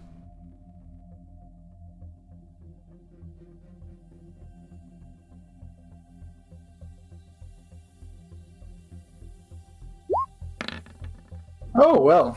Hey. 22. So, you take a good look around. You search the area. There doesn't seem to have been much left behind. Whatever this unit, this scouting team might have been, they're mobile, and they are able to pick up and leave with whatever supplies they can, even, you know, looking through the campfire and that general area. There's nothing that indicates, you know, besides tracks or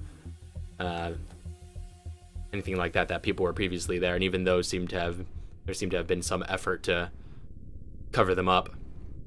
But you, with that investigation check, though, you do find some sure signs of activity and perhaps a general direction that they might have been heading in, and you kind of follow along in that direction.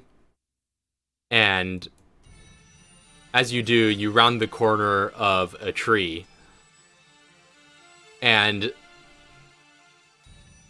immediately you just hear a hail of gunfire ring out as some of the tree bark beside you splinters, and some of the bullets head for you. Can I get behind cover? First, at least one attack's gonna go towards you. That's No, 9 to hit, it's doesn't not. it? So, Really not. so the tree splinters, and you get behind the trunk immediately as a burst of gunfire hits against it. And Chauncey's just like, oh, here we go.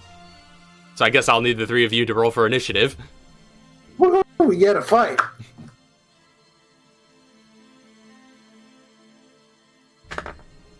Is Mel here? Excellent question. Mel? Oh, there we are. Okay, yeah, you're here. Oh, come Yeah, on. I'm here. Well, let me bring up Chauncey's latest sheet. Forgot about Okay. it. Stand by. It's fine. It's fine.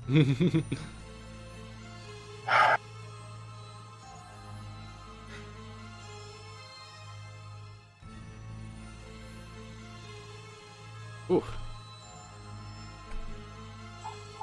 This is for Chauncey's initiative.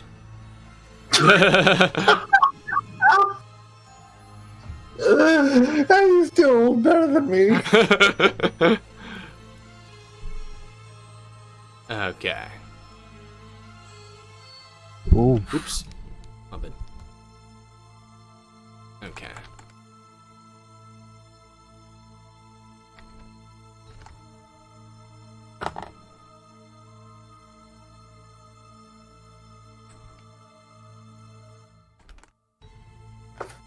Alright, sound off on initiative.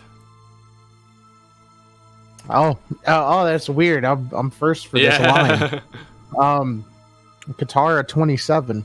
Whew. Kevin. 8.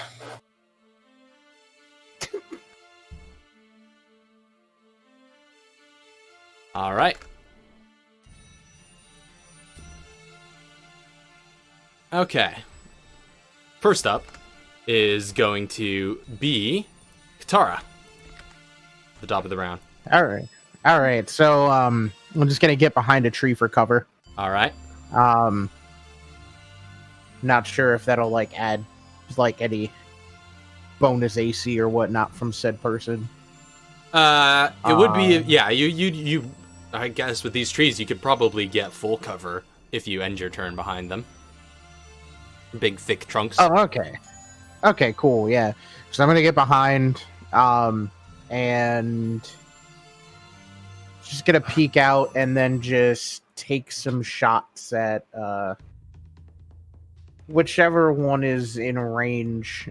She has her scar out. Okay. So... Yeah, you see a lineup in the distance of about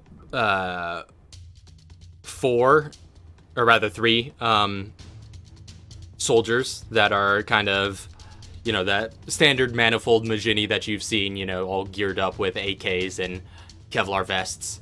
They're kind of in a firing line, and they've open fired in Kevin's direction, and you see them pretty clearly from where you're at.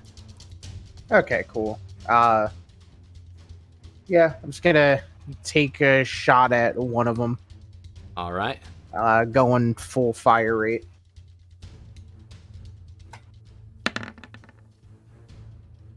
.24 to hit. Certainly hits.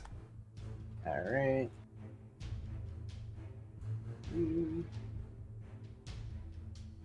Where my scar at? Okay, here it is.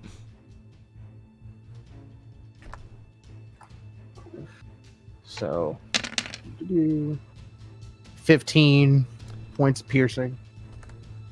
All right, you light him up. And you see some spatters of blood between the armor plates of the vest.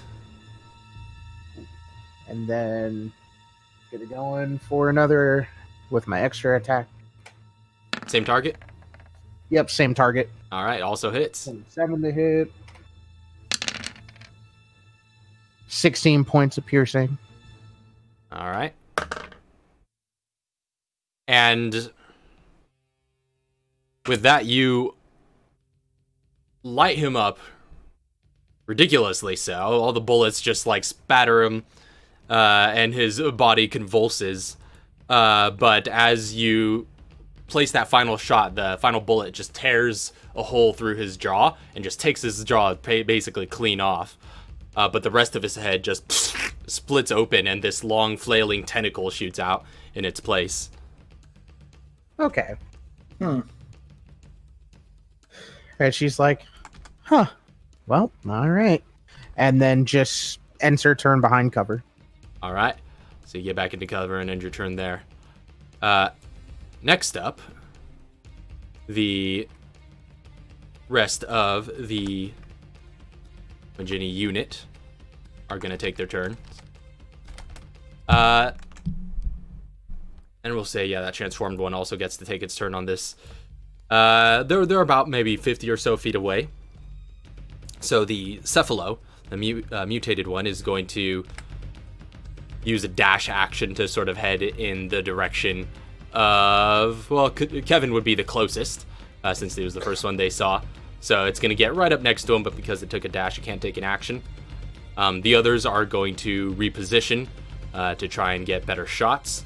They move a bit to the side, but still are kind of keeping their distance. Move a bit closer to maybe being within 30 feet of you. But they still most of your cover still applies. So I'll say, Katara, you get about half cover, but they're both gonna return fire on you since you took some good shots. +2? Yeah, so +2 to your AC. All right. So first one, take some shots. Nope.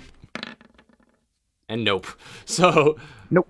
Hail of gunfire heads out in your direction, but doesn't seem to do any damage. And that's going to be the end of your turn. Kevin, the Cephalo, the flailing tentacle-headed creature, is in melee with you. Next up is going to be Chauncey, who's not seeing too much trouble, it seems. He is going to just take his saw out, and yeah, he's just going to get down and bipod it and start taking some shots from the distance. He's kind of out in the open otherwise, though. So he goes prone, and that is going to be 12. I do believe, and start firing full throttle shots. soldiers. That one does hit. And he's going to fire another one at the same target. It also does hit.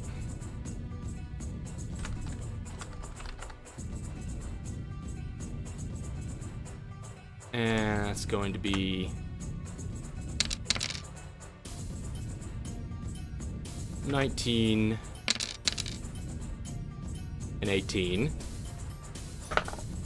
And yeah, that one gets lit up and absolutely decimated as those shots streak across the forest and take him out.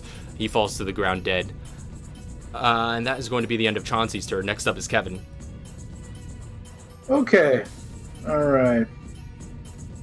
Kevin here is gonna... Okay, how close is that guy trying to melee me? Well, he's in melee, so 5 feet. Well, Oh! I have an app for this!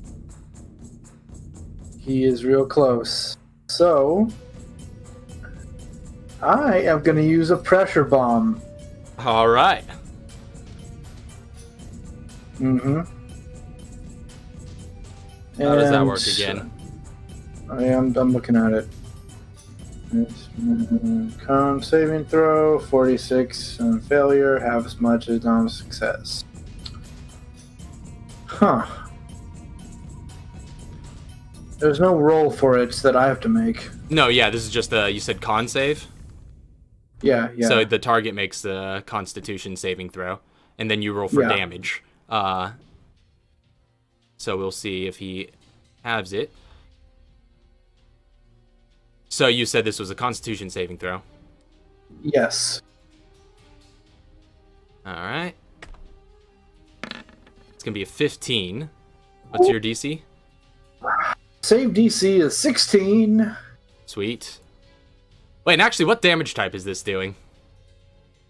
Okay. I believe pressure bomb is flash. Yeah, I'm pretty sure it's flash. I didn't write that down. I have pressure bomb on my... Yes. It is flash Okay, damage. flash. Technically, it has Okay. disadvantage, so let me go ahead and roll that then. Okay. So, with that, actually, you improvise this little pressure bomb by mixing some chemicals into a container, shaking it up, throwing it down at your feet, and with a loud, just shocking burst of concussive sound and this brief burst of light, it sprays forward towards this target and just basically obliterates that flailing tentacle into bits. Oh yeah, that kills it. No, Kevin just he sort of reels back a bit and then it's like, cool. Yeah, they got flash sensitivity. Seems to have found a weakness. And so the body that the tentacle is atop just collapses limply to the ground. Well, that didn't count as an attack, right? That was an action to cast that. Oh. Well, give me a minute here. Okay. 2.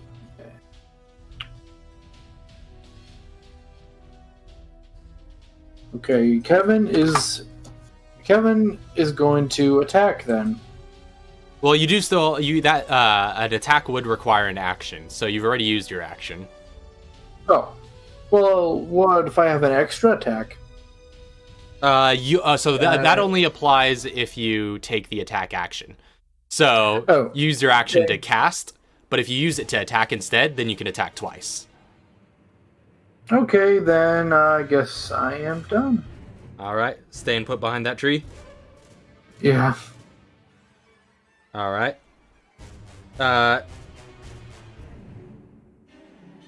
Next up is going to be... Okay. So as the that in combat is going on, you're exchanging fire with the unit in front of you. Katara, you would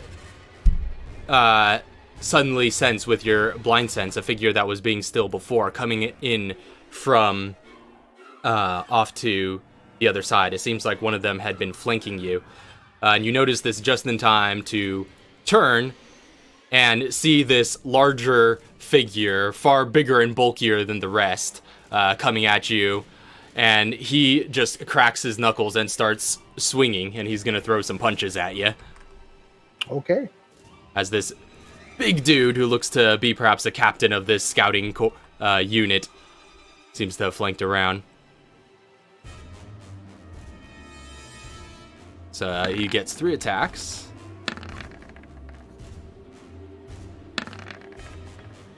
So only actually, I'm gonna reaction one of those and do obscuring cloud. So, All right. Return of obscuring cloud. so the 23 would have hit, and 23 would have hit, and she just goes nope because alert and blind sense and whatever. Yeah. So you just like. All right, you throw down this pellet that explodes into this mist, and he just swings blindly through the smoke, and the waving of his strong arm seems to clear it away, but he has not found any purchase on you, and that was the only one that would have hit. Yep, that was the only one that would have hit. All right, and he's just like, get over here, you. And that's going to be the end of his turn. Back up to the top of the round, Katara, you have a chance to retaliate. So he is in melee with you, though. He is in melee. Okay, so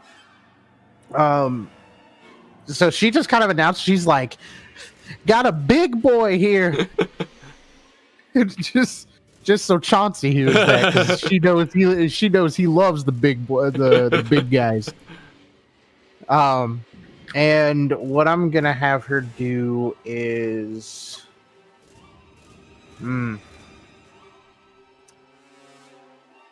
she because there's only, so technically there's 3 guys left. 2 of them died, and there's, what was it, like 2 more that are just out there shooting. Well, technically only one of them died, but then he mutated, and then his mutation died. So there's still 2. Yeah, there are still 2 left. 2 left, and then the big boy. Yeah, 2 left shooting, and then this big guy. I'm gonna have her. I'm not gonna have her deal with the shooty guys. All right. I'm gonna have her. I really don't want to drop the weapon. I'm gonna have to. Have her drop the scar, pull out the stun baton. All right, you just flick that out. And then she's gonna go for an attack on Big Boy. All right. Oh! Oh! All right. That nat 20 crits.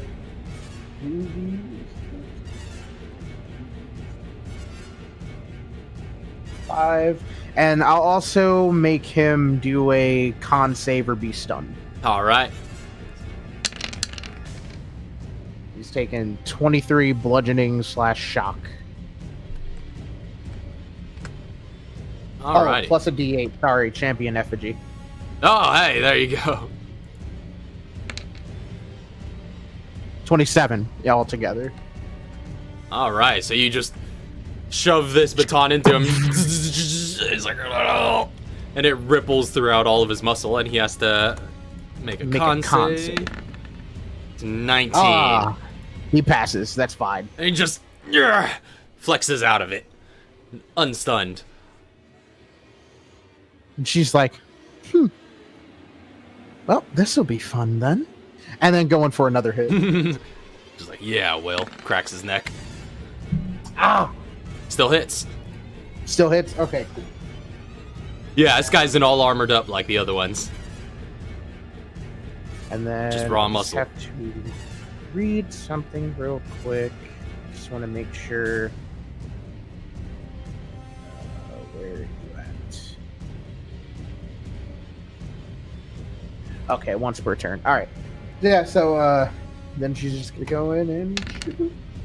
Do another 10 bludgeoning and slash shock. All right. And other than that, just looking through stuff because I know I had. Oh no, I'd be at disadvantage if I do this. Do I want to do? You know what? Why not? You know, flame spray him? Yep. Yeah, I saw that coming. All right, go ahead and roll your attack. Flame spray.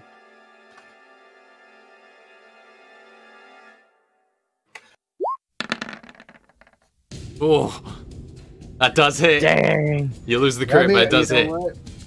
I'm so happy. What was this? 2d10? Yeah, 2d10. 4. And then 12 flame, just... Ooh, wait.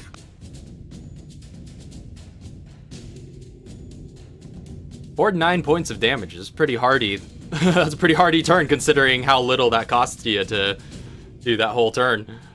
Mm-hmm. So you just like, and then whack him again with the baton, and with the other hand just pull out this flame canister and just like, just hitting him with all sorts of elements. Mm-hmm. And that'll be her turn. Staying put. Yep.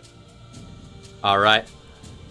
So the gunmen are going to continue repositioning to, they're going to advance and get around so that they have clear shots on everybody by this point. One of them is going to make an attack on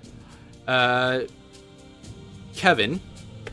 Some gunfire coming your way. 13. Negatory. And then one of them is going to make an attack against Chauncey, who's been mowing their forces down. But that's going to be at disadvantage because he's prone, which definitely doesn't hit. And that is going to end their turn. Next up is going to be Chauncey, who is going to, after hearing that call out, actually, first he's going to place one shot. Actually, he'd be headshotting these, probably. So, let's bring that down a bit. Sending some headshots down towards the soldier unit. 18 does hit, adding 10 to that.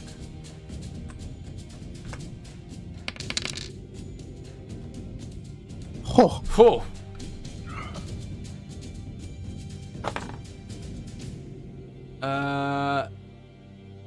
And utterly decimates one of those gunmen as more bullets just mow through him and takes him out.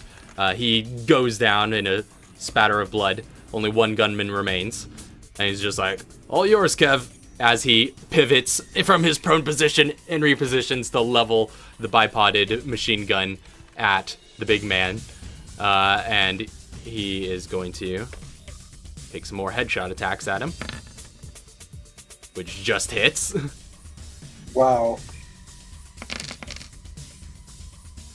And deals a solid 28 piercing against them. And that is going to be the end of Chauncey's turn. Next up is Kevin. Okay. Okay, so how far away is the other gunman?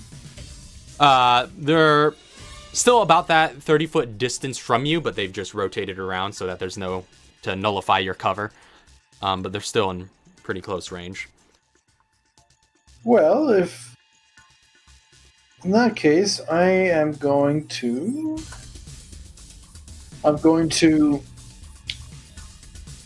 with my rifle. All right. And I'm going to use headshot. All right. Hey. That's a -5 to your attack roll, but plus 10 to your damage if you hit. It's a gamble. And it worked. That does barely manage to hit. All right. Yeah. Okay. Bolt in the first round. And right through the dome. It's a 2d10 plus... Ooh. That's a plus 10 damage, you said? Plus 10, yeah, plus 10 to your usual modifiers as well. So 2d10 plus your mobility modifier plus the weapons modifier plus 10.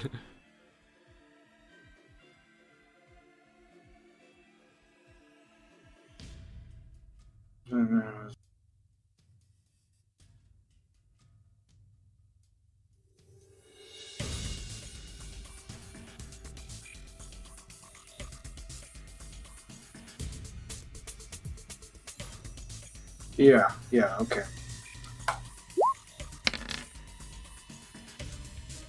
Ooh. And 5 points of damage. Blast him through the head. It goes in one cheek and out the other. Just as you see the spatter of blood, and you see him just like kind of looking over at you with this big gash through his head. But you see these plaga mandibles just slither out of those newfound holes and just kind of snarls at you. But he's still standing. Extra attack. There it is. No headshot. Oh. Unfortunately, doesn't hit. You put another shot down range and it ricochets off one of his plates in his armor. All right. As he's taunting you with those mandibles. So that's Kevin.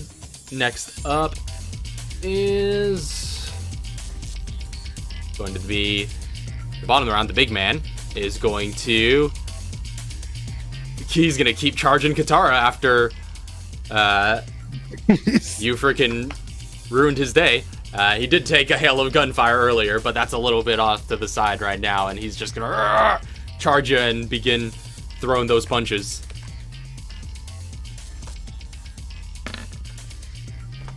(18, 19, and 23. All right, I think you're still under the effects of Obscuring Cloud, technically, aren't you? Or when does that end? Let me pull that up real quick because I'm pretty sure that is until. I think it's just for the one round, but you can use it again. Yeah, let me pull this up real quick. Sorry, I gotta. No worries. Where are you at, Obscuring Cloud? Here you are. It says until the start of your next turn. So, so you're still under the effect then, yeah, because your turn's up. Your next turn would be up next. Oh yeah. So yeah, that's still technically none of those hit. Yep, none of those hits. All right, so he just keeps swinging, and you're just dodging and weaving and ducking and slipping each punch with speed that is quite beyond him and his big lumbering form. He looks to be getting frustrated as he clenches his fist, just like, stand still, you. That's going to be the end of his turn. Next up. Stop trying to hit me and hit me. Katara, you get your chance. So like Morpheus to Neo, it is time to unleash more hits. Still a stun baton? Yep, still stun baton. 23 hits. Alright. And then I'm going to add the 1d8 to that. For the champion effigy.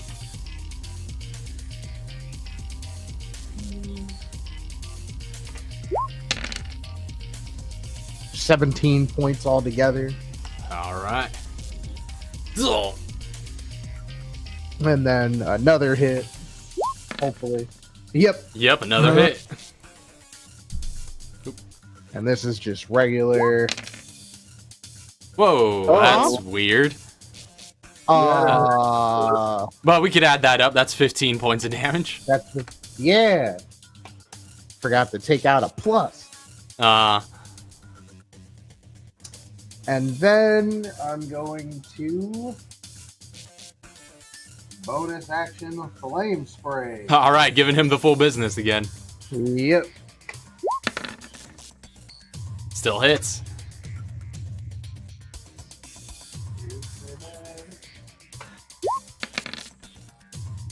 $16 flame.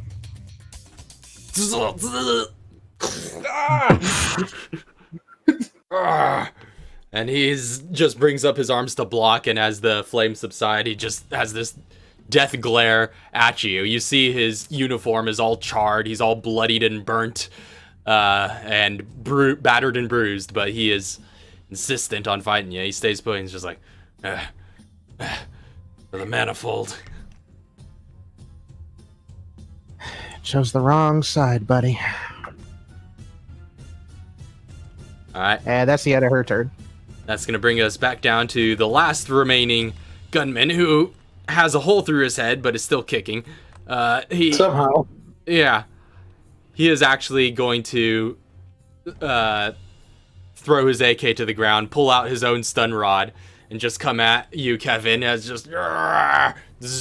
And going to swing that at you. That is going to be... 16 to hit. Well, an A for effort, but not good enough. All right. So it's swing and a miss as that electrified rod goes past you. And turning back and seeing Katara going to town with her own, you're kind of glad you dodged that one.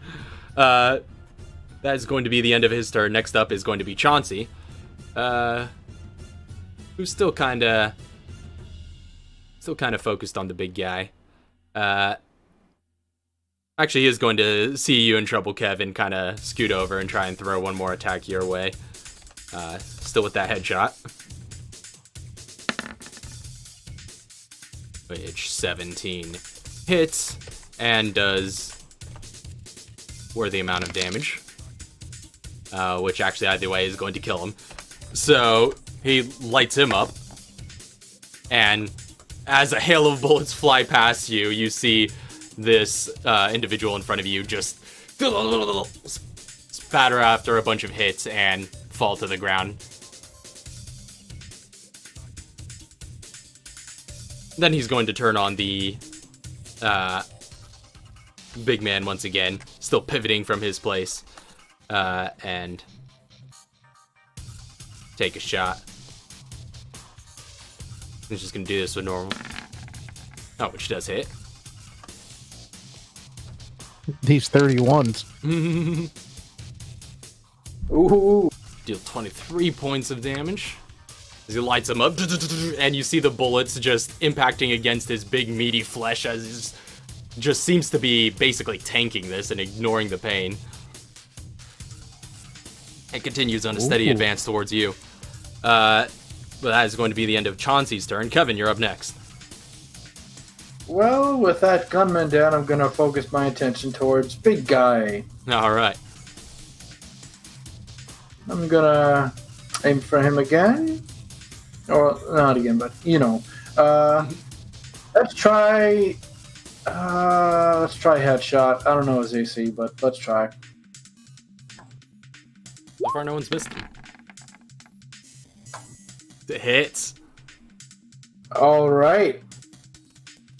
And there was a...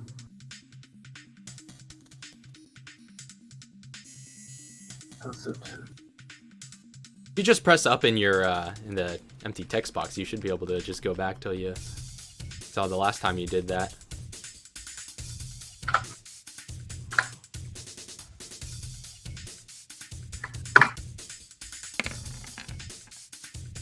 Same damage. How do you want to do this? Oh! Kevin having the other guy... Well, Kevin, okay, the other guy was pretty much killed in front of Kevin, and he's kind of salty about that because he wanted the kill.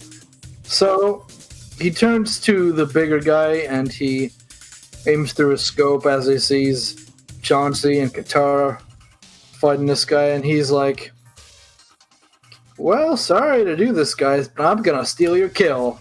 And he just fires, and I could just see that bullet just piercing through his head, and yeah. With that, Katara, you see this big man in front of you before he's about to go in for another bout. You're in your fighting stance ready for him. You just see his head shoot back. And as he falls to the ground, you see his open cranium from the other side. She's like, Aw. I wanted to see if I could beat him to death. Kevin just grins and shrugs. Sorry.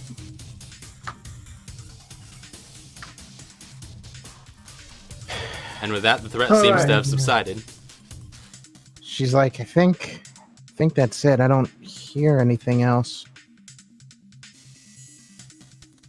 That's all of them? Seems like it. And she puts her baton away and like reaches down and picks up her scar. And she won't reload it because she's still got enough. And she just looks over at Chauncey. She's like, so you wanna walk through the area a bit more, or you think we're good? I think that's all Mr. G said there was, but guess it doesn't hurt to be sure. Let me do this real quick. It just flaming them. All right. Well, but Chauncey's like, whoa, hold on. Before you get to the other ones, and he walks over to some of the other soldiers and starts giving them like a pat down, see if there's anything useful on them. But after looking through them, he finds nothing but some more ammo. He's just like, all right, we're good to go. These guys were Okay, cool. no biggie. Hey, all right, cool. So you just start a bonfire of them. Mm-hmm. Or I guess, yeah, like putting him over in the clearing and then just campfire. Yeah, right where the campfire used to be. All right, so you Where's the burn bag of s'mores when you need them? I think that's a good warm-up, I guess, before we get to Guadalajara. Yeah, not bad. Guess you've got some gallows humor now, eh, Kev? Well, I guess so. Yeah, I guess we're growing on you. I guess so. I'm not expecting too many others, but let's take one last gander around, then start heading back to base. All right. So he kind of gives you guys leads you all on a little bit more marching, but it goes by uneventful, and so you spend some more time doing the hike back to camp. Next up, with Mr. G and Nuria, cutting back to you all. Any progress on the session you would like to play out?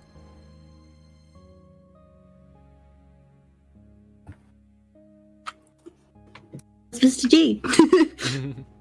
What's up? You said anything? No, he's just... Well, he was just pondering over what you said. He's not really saying much. He's only answering...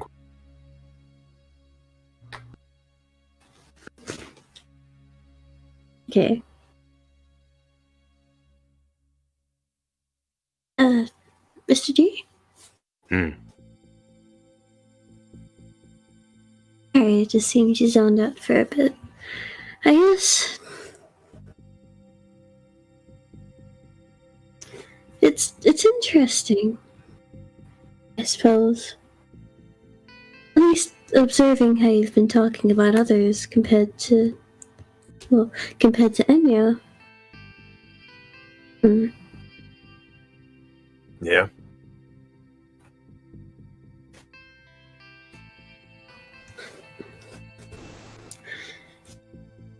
I think, like Enya, you can also find your own purpose.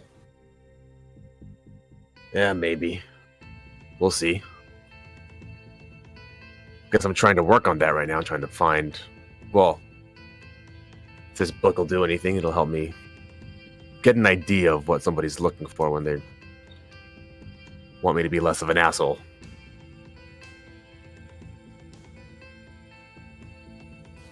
I guess the first thing you can do is stop bluntly saying everything that you see. What do you mean? Well, you don't have to bring up how scrawny I am. She's pretty scrawny. She's like 103 pounds. Oh, do you want me to not bring up your weight? Your name, sorry. Oh, it's hard to explain to someone who's never really had that sort of instinct, but the concept of thinking before you say something. I think a lot before I say anything. Every conversation is well rehearsed. Even now? Mostly. What parts aren't rehearsed? Well, that's a good question.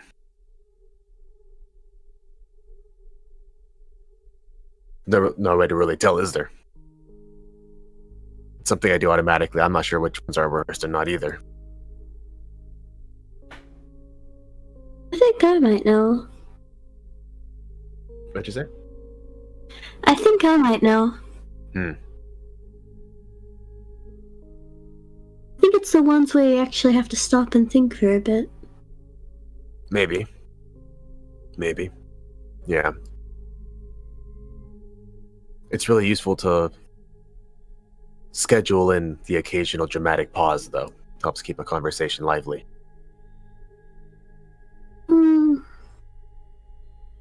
Gives the impression that I'm, connecting with the other person that I'm speaking to. So you're saying you've been lying to me this whole time? No. I stopped lying for the majority of my stay here, coming back. You can tell because I've been saying what's on my mind. I can tell.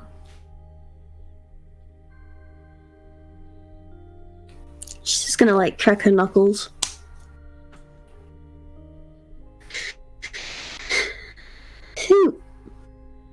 This is a good conversation. I'll take your word for it. You don't think it was good? I don't really have a basis for good or bad conversations, only useful and non-useful. Was it useful then? Feels useful for you, I guess it was. I'm just sitting here, waiting. Was it useful for you? Talking. I guess it did keep my mind off of sheer boredom of staying here for now. So in that way, it was useful. Oh, that's something. At least it seems to indicate that it was good.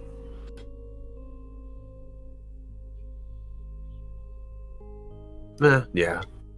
I guess it did serve one concrete mechanical purpose. And what's that? He just motions to his hands. Or he has his hands out on the bars and he just turns them over, showcasing the bandages.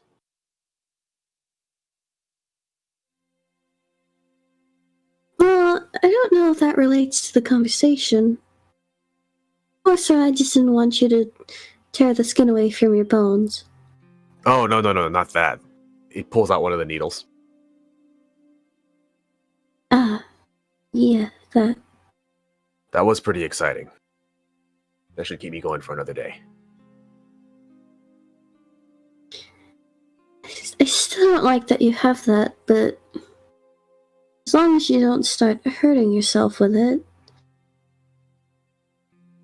He stops and thinks for a moment and is like, oh, I could do that. That I didn't occur to me. It's a fantastic idea. Look, I respect you. I don't want to have to. This doesn't sound threatening coming from me. I don't want to have to get Chauncey a Katara.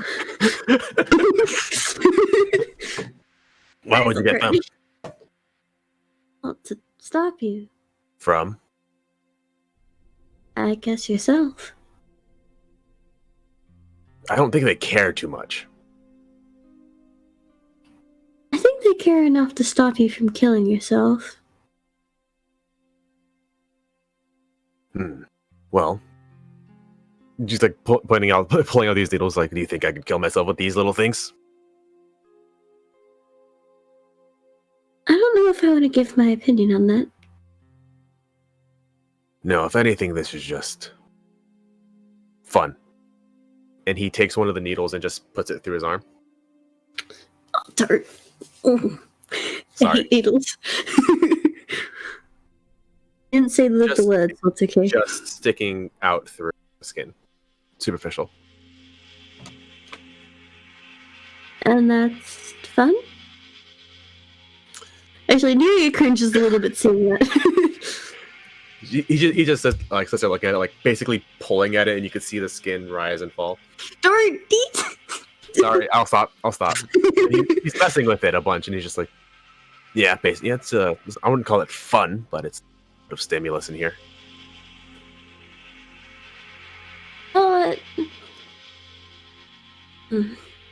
I guess if that's what you're doing. Gotta pass the time somehow. You hear a voice coming down the hall, just like, you need some more stimulus? You Actually, see yeah. Chauncey marching down the hallway. And I'll say Katara or Kevin, since the two of you were with him last. Oh, yeah. If either of you Yeah, want to that. accompany him down here, you may. Oh, yeah, I definitely. see Mr. G with Nuria's syringes. One of them sticking out of his arm. I didn't do that. Yeah, I know. Chauncey just looks at Nuria, just like, is this some kind of therapy? I was about to say, Katara would have looked over like, what did he do? Mr. G is gonna reply with some kind of therapy. I find it therapeutic. I didn't have much of a choice in the matter. You really did. I mean, it's true. You kind of did. I didn't give it to him. We gotta talk about a little bit of that anger. I didn't do anything. That was out of character. I should clarify. Chauncey's just like, oh, whatever you say. Well, You're gonna take it away from me, boss? no. Maybe give you some people to put it in. What do you mean? Said I'm you not a medical practitioner. I never said that you were. Say you're, say you need a mission, right?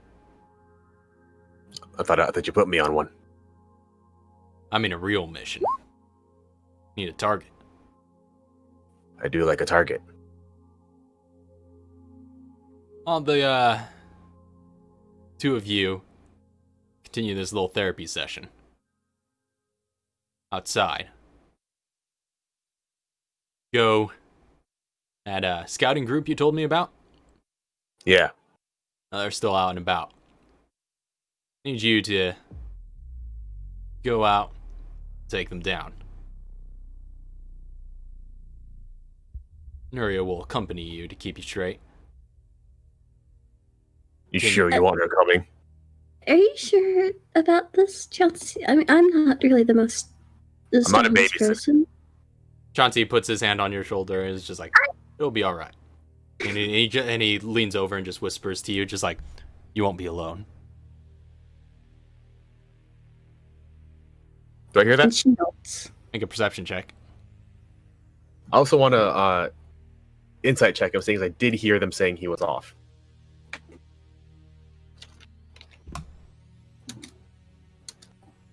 This was a perception minimum 15. Alright. 15. Oh, 15. Nah, you don't overhear it. All right. But hearing the other two talking about that he was off site, I want to see if I think he's lying about them being missing.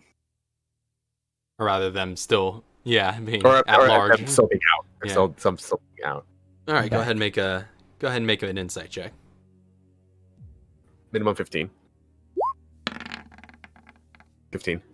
Oh no, that's a 6. No, yeah. Okay.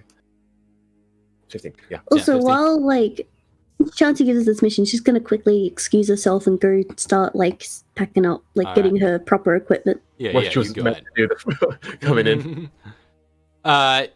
You get the sense that something is off, but you're not quite sure what. But Doesn't matter to me. All right. how about I make it an order? Sure.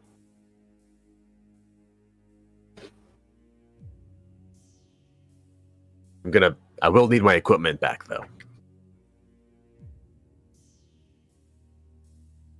Yeah, we'll give you some of your equipment back. And he kind of motions to some of the guards that he had prepped. And motions to one of the cameras to open up your cell. And you get back everything except the blackout suit and your hook shot. Where the hell's my other gun? You won't need it for this assignment. Yeah, but it's so much fun. No, we're not here to have fun. We're here to score kills. What's the difference?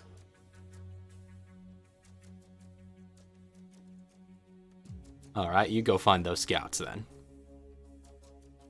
And he just walks off, completely ignoring Noria. He's like, whoa, you're not going unsupervised. Nuria's going with you. I'm not a good babysitter. Well, maybe she Handle is. herself. Huh? Well, maybe she is. She can handle us. All right. So, Nuria, you get prepped. And she quickly runs back. A little out of breath. Actually, Chauncey will have everybody else, all the guards and whatnot, stick with you, keep you in place. And he goes over. Yeah, escort. And he goes over to Nuria off to the side, and he's just like, all right, so let me just give you the lowdown. He's going to be suiting up all this, Mm-hmm. putting all of his equipment in, Yeah. getting his rifle ready. Take him a few minutes. And he just talks to Nuria off in the other chamber. He's just like, all right, listen, Nuria, here's the lowdown. Those scouts aren't really a threat anymore. We took them out earlier, so it's all a wild goose chase. Just meet them out there. Foxtrot 1 and 2 will be nearby. And not too close, but they'll be ready to swoop in if anything goes wrong. And, Oh, this is like a test? something like that. Alright, I think I understand. See if we can trust them. And bring them back after a while, after you've sufficiently She run them nods. around.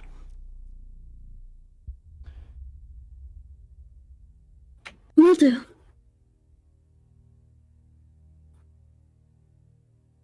All right, and then you head out.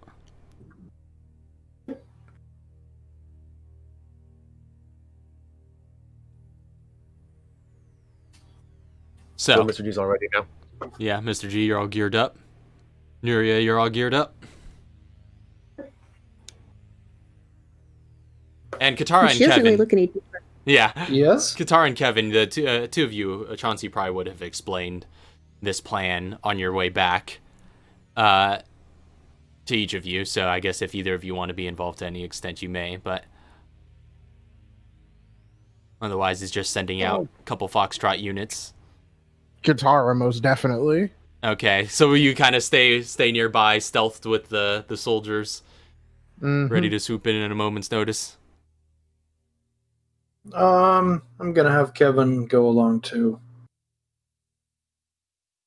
It's like a whole squad. Just... Yeah, I know. Like All a right, let's see if Mr. G- freaking bust. This is a sting operation. The sting. All right. So, Nuria, Mr. G. You two head out into the fields. And he just walks off, just like rifle in the hand, just starts walking in the direction he knows where they are. The same direction he ran in from. All right. And Yuri's trying to best to keep up. Who? Yuri's like keeping up with him. All right. So you're trying your best to keep up, but he's pretty fast. But he goes ahead to scout. Are you moving carefully or quickly? Not carefully at all. Okay. For like, Considering she knows the scouts aren't there, she's just going. he's just walking forward at the direction for the first like mile and a half until he starts knowing that he's going to be within their range, their area. Gotcha.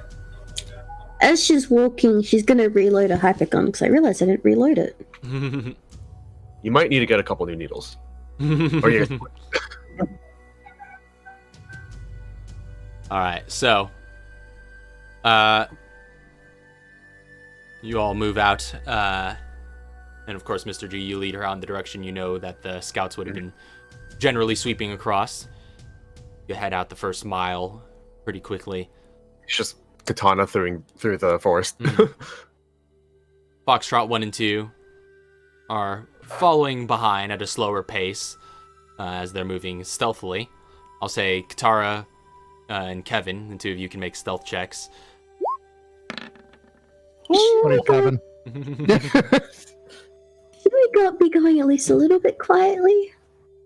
We don't need to yet.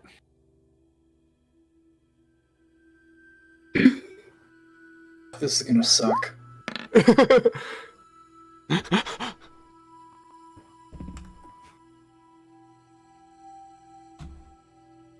All right.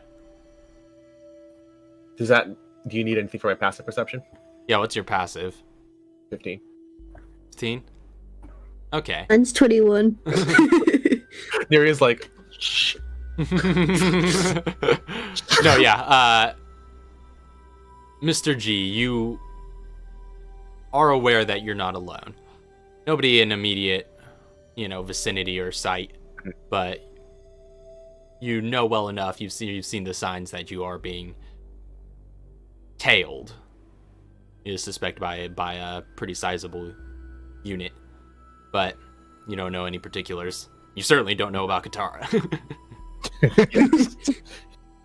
But I do get the feeling that there is somebody else. Mm-hmm. So he's gonna stop and he's gonna say, "All right, I'm gonna go low. The direction," and he's gonna give the directions towards the camp.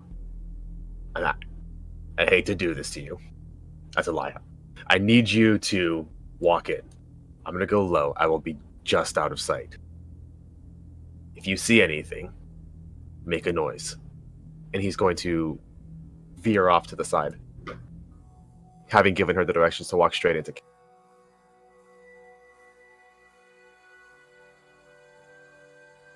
All right. Jonathan told me to stick near you. This is the best way to do it, trust me.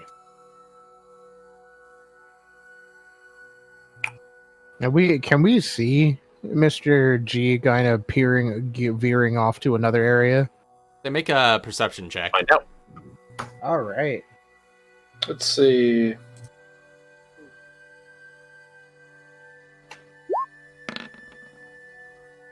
$21.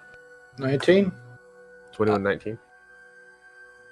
Is that going to have to be against my stealth or I'll say this is just a general perception check, since just to kind of observe ahead. I'll say, Katara, you are able to crest far enough ahead and quietly enough, given your stealth check, that you are able to scout a glimpse of them looking to be splitting off from each other.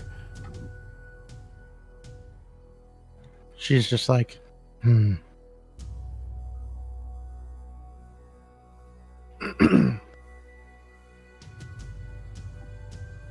she'll keep note of this. She'll keep note of this. Okay. Muriel sort of like she'll walk towards camp, but sort of in Mr. G's direction. Sort of like Just out in the diagonal. sort of. She's still trying to stay close to Mr. G, but she's also heading towards camp. She's like, I know who's here. So I have to stay close, but I have to make it believable. He's basically just trying to flank around. All right. Are you moving stealthily? Yeah. Make a stealth check.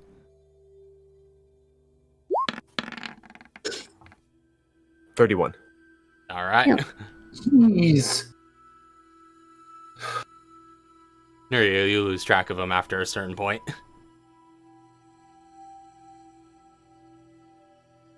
So thinking You're not really sure what to do. So thinking that the group behind him is his target, he's basically using her to keep going forward, and he's going to drop back behind the people who are tailing him.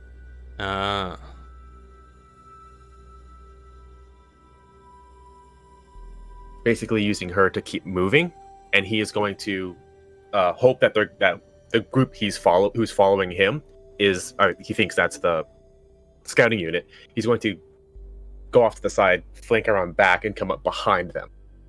All right. Is his plan. So are you like posting up by a tree and so setting once up he a gets checkpoint? So like he's going off to the side, and then he's just going to like find a nice place to stop and get low and wait for the squad. Okay, so you're going low. Yeah, he's gonna wait for the squad to move past. All right. So you wait.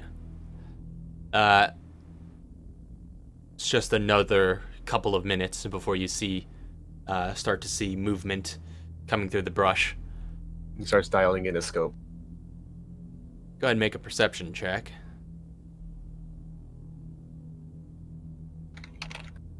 Perception minimum 5 or 15. Oh, Minimum 5. 15. Okay. You do see the squad of infantry moving through. You can't. They do look.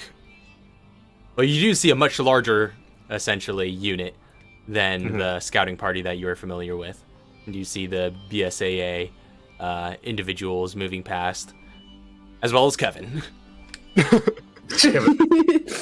BSAA and Kevin. He's just looking at him like, yeah. All right. And he's going to stealthily move out ahead, try to catch up with Nuria, seeing that the group behind him were friendlies.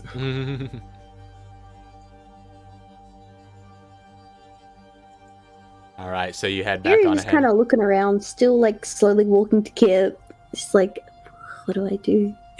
And she veered off. Nuria, make a survival check. Guitar's keeping slow. Yeah, which way was Katara going? Was she veering off? Was she veering off from Mr. G, or was she sticking with Nuria as she went ahead? So she would have been sticking over with Nuria.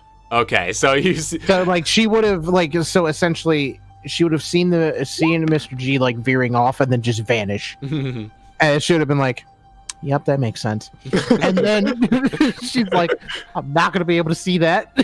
And then just looks at Nuria and is like, yep, gotta keep behind, just make sure. All right. That makes sense.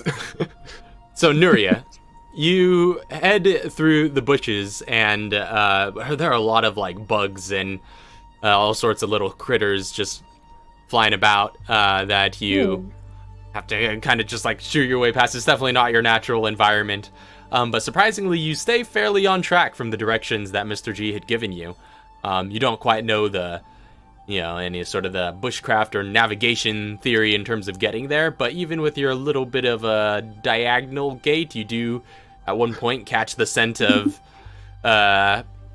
smoke as you in the air, and looking kind of off to the side, you see maybe about 100 or so feet away the what looks to be the encampment that you're headed for in the middle of that clearing.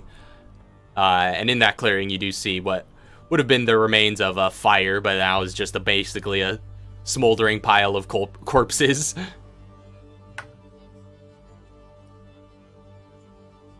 She's like, what the hell? Mr. G, you would a little Maybe a couple minutes after this, catch up with her. He's still going to remain stealth, kind of watching to see what's gonna happen as well, because he's like, the hell are they following me? And he can see this, the encampment, obviously, he's familiar with. He sees, obviously, all the bodies piled up. And he like, it looks like Yuria killed them all. and they're like, can I count how many bodies there are in the fire, or are they all burnt beyond recognition? It's kind of beyond recognition. It's all one big amalgam now, basically, of just ash and soot. Guitar's mark. Guitar's been here. I could smell it. Oh yeah, there's the bonfire.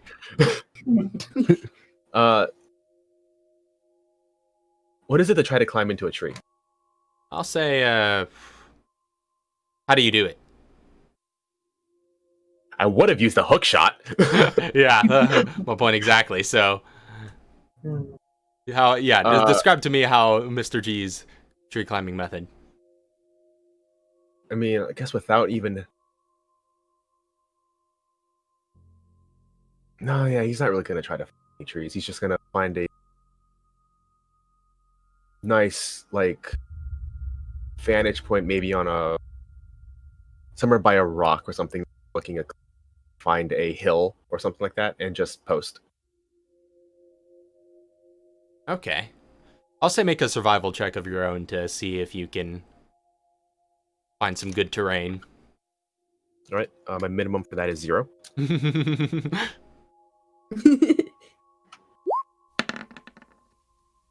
13. All right, you don't quite find that good of a mound, but you do find a little bit of elevation that gets you maybe a couple feet higher than you would have otherwise been to get you a decent vantage point. Good enough over some of the underbrush. Mm. He's just gonna find something that he can just like mount the rifle on, and or he's gonna pick up some foliage and just like kind of affix it to his rifle and stick it somewhere like on a branch. Then he can just rest. Okay, yeah, you find some decent enough foliage for that. And he's looking through his... Yeah, and he's looking through his scope at the camp. All right. Keep watch. Mm-hmm. A few minutes go by. He's waiting.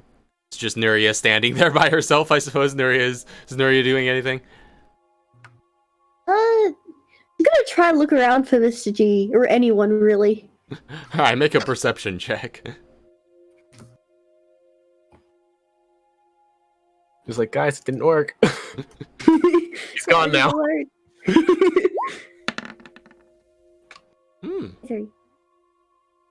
So you look around. Don't see any sign of Mr. G still. He's pretty well hidden.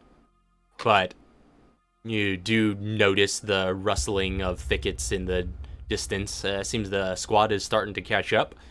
However, Kevin. Yeah. However, you don't have any direct eyes on, but you hear them coming through the thicket a while back. But then they seem to come to a stop, and they seem to be at the minimum safe distance that they're looking to stay away from you in order to keep their cover. Presumably, they think so. I also realized my stealth is actually 1 less. It's 30. Okay. I still had hard coded in the +1 from the P30. From your power up. Right, so still 30, still pretty well gone. So you see the rest of them catch up. And Katara, I suppose, with your incredible speed as well as your incredible stealth, you probably would have had eyes on Nuria just sitting in the middle of the clearing, well ahead of the others. Kind of fiddling with a high Katara would definitely be a lot closer, but just like hidden, chilling, is hidden behind like whatever bush and like thicket is around. So you and Mr. G are both pretty close by and aren't aware that the other one is there. I was gonna say, like, we're right next to each other, and there's just these 2 bushes going.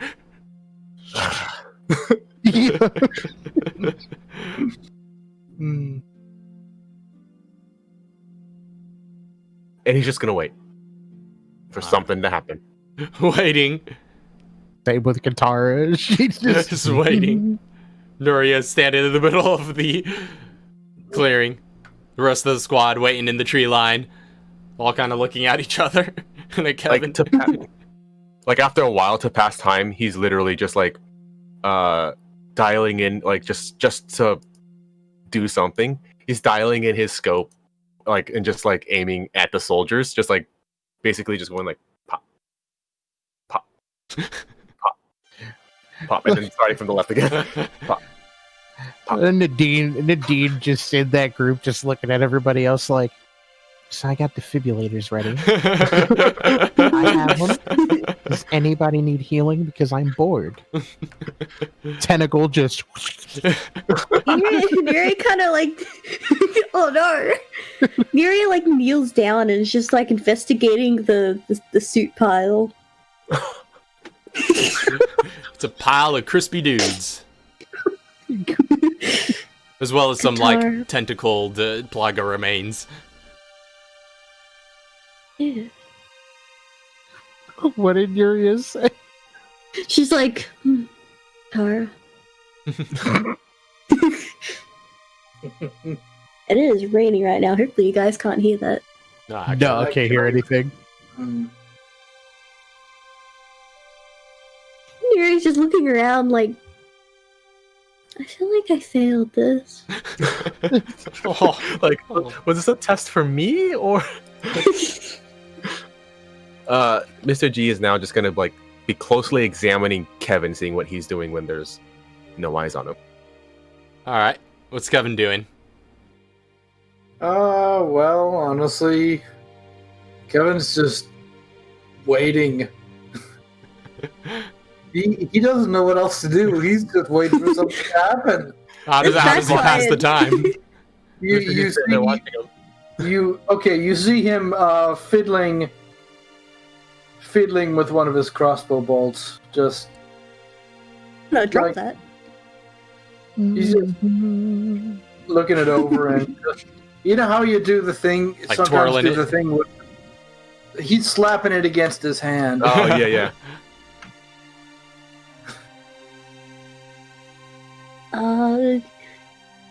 Neri's gonna pull out a necklace and she's just like, she starts reminiscing. So Katara, She's just camping now. so Katara's always had this on her since she was a child. It's just this like periodic table of elements that she's drawn, that she's had for so long. So she just pulls that out and just starts going through like, all right, barium. Let's see. What would be really cool to mess with one day? Going through just like the metals. Yeah, but like, The one idle activity that Mr. G doesn't see.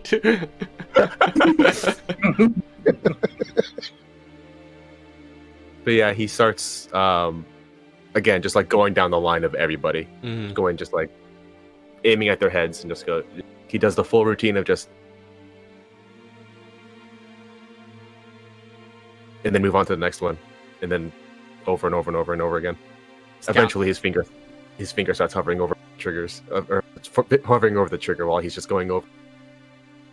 After a while, some of the Foxtrot soldiers are just kind of like PGPs in there, just kind of looking around, like, so what do we do? Where'd he go? I mean, we just continue standing here. I mean, you just gotta watch. Are right? you saying this kind of like over the comms to them? Yeah, or that's Nadine just right there. Nadine. Yeah, Yeah, she's just like, yeah, I mean, we just kind of stand here and just, wait. And, I getting really, somebody. I put those defibs down. You're starting to scare me. If someone can just shoot somebody in the leg and I can heal you real quick, I really want to heal somebody. Kevin. Mr. G. Actually, Kevin doesn't know that Mr. G can see him. I'm just thinking of. We're in a stalemate, folks. PG. It's just they're like, so. Like half of the soldiers are like prone, and just they setting up an encampment, just prone with their rifles facing forward, just like, all right, something might happen. PGP's kind of crouching around, just, each one's just like, hey, good. Checks his canteen, just like, anybody need anything to drink? Going by. He eventually makes his way over to the other end and just plops down next to Kevin. He's just like, how you doing, Kev boy? I'm bored.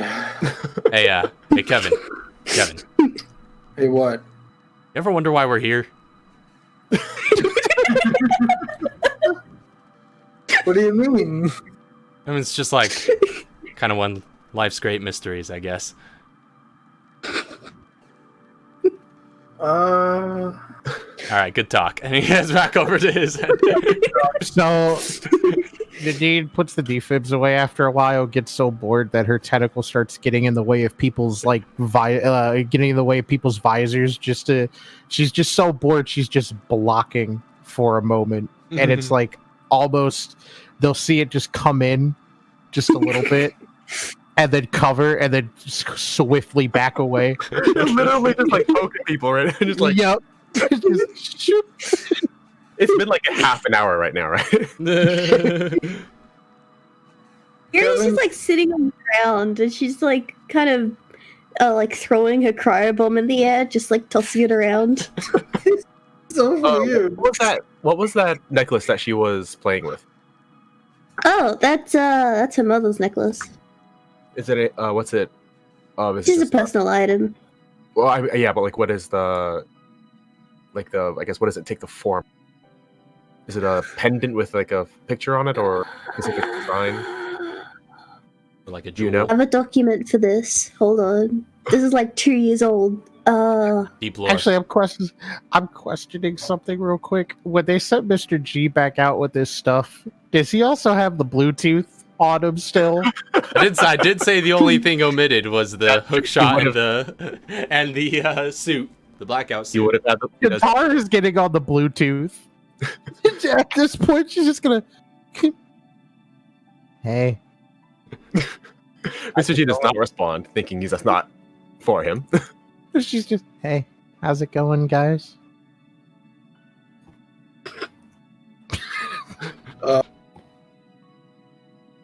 It's going Can well. Yuri have the Bluetooth? Yeah. Well, I Yeah. don't know. Actually, that would be a personal item if you do have it. Do you have one? Oh, I don't then. Oh shoot! You've never been on a Doesn't mission with have us. Oh, yeah. Snap. So yeah, Nuria doesn't hear that. So, does Kevin have any sort of comms on him? Do you have the Bluetooth? No. I Should be suppose the Bluetooth, the only thing it does is presumably it's just going through the same system as your regular communication, like phones, radios, anything like that, except you don't have to use any hands, is the main thing for it. So I suppose, yeah, you would you still could be call able each to, other. oh yeah, Sure. I'll get You're on not- like a group call. Well, he's gonna whisper, and he's gonna call up Johnson. He'll be like, so we're just kind of sitting here, and Nuria's in the middle of the camp, and nothing's happening. What the heck are we supposed to do? I don't even know where Mr. G is. Okay, I have the necklace. Yeah. It's a necklace with a golden chain and a turquoise pendant. Okay.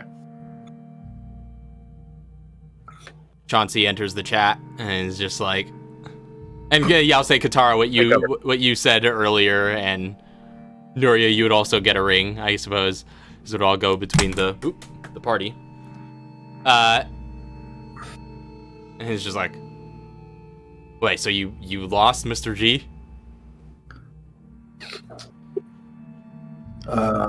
We don't see him. I like music. Y'all had one job. Hey, he's very stealthy. You know that.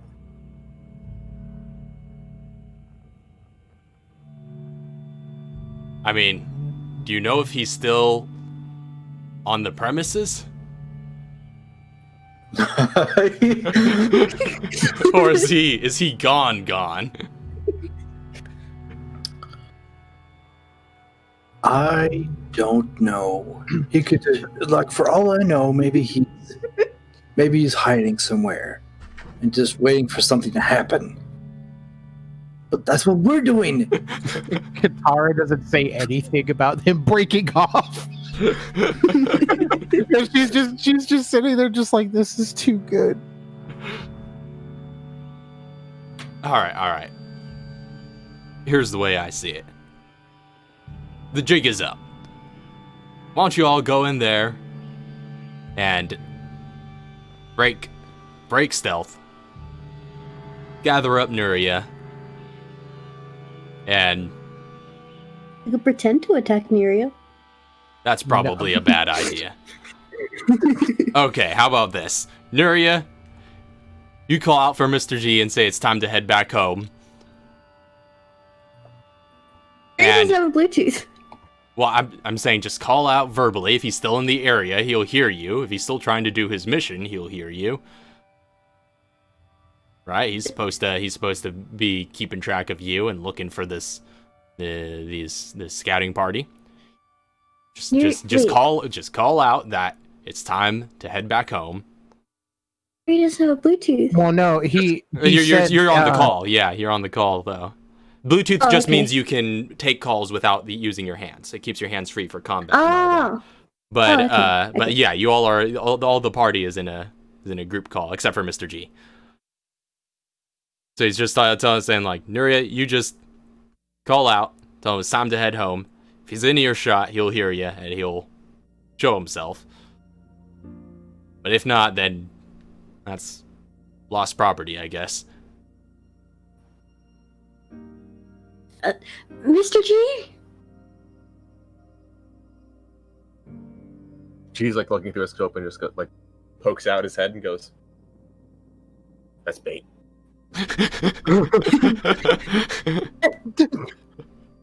Chauncey's telling us to head back.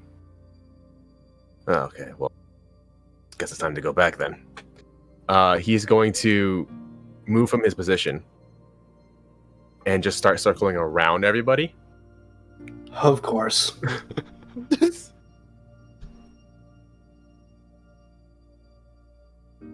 And just start heading back.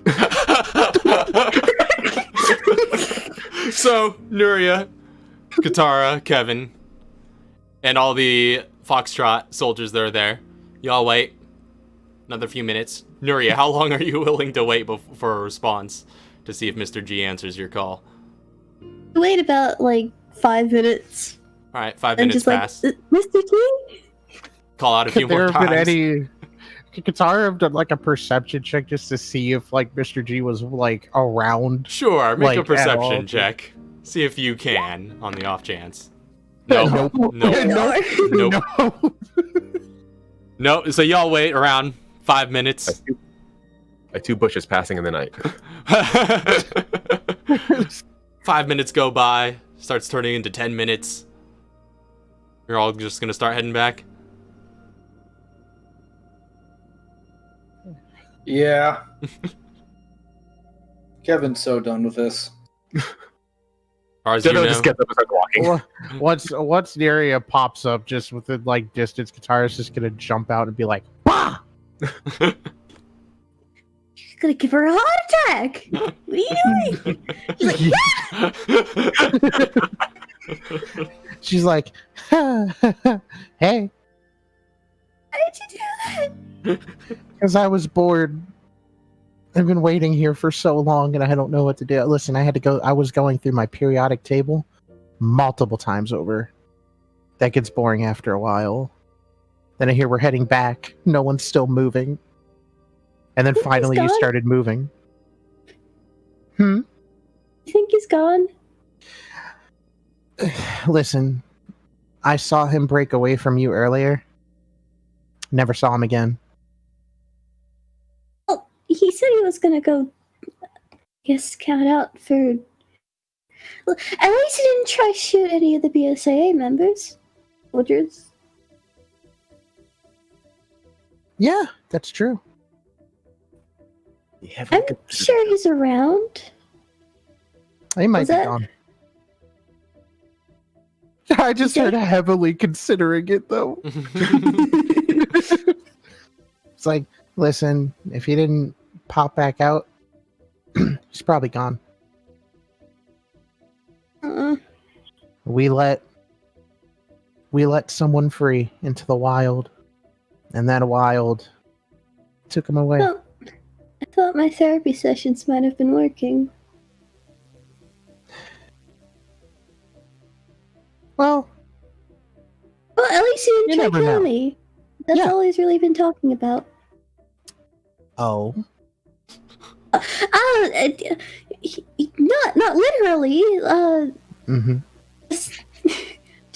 Just let's go back to camp. Do I need to talk with Mr. G? No, you don't Actually, need to wait, talk. no, if he's I can gone- do the talking.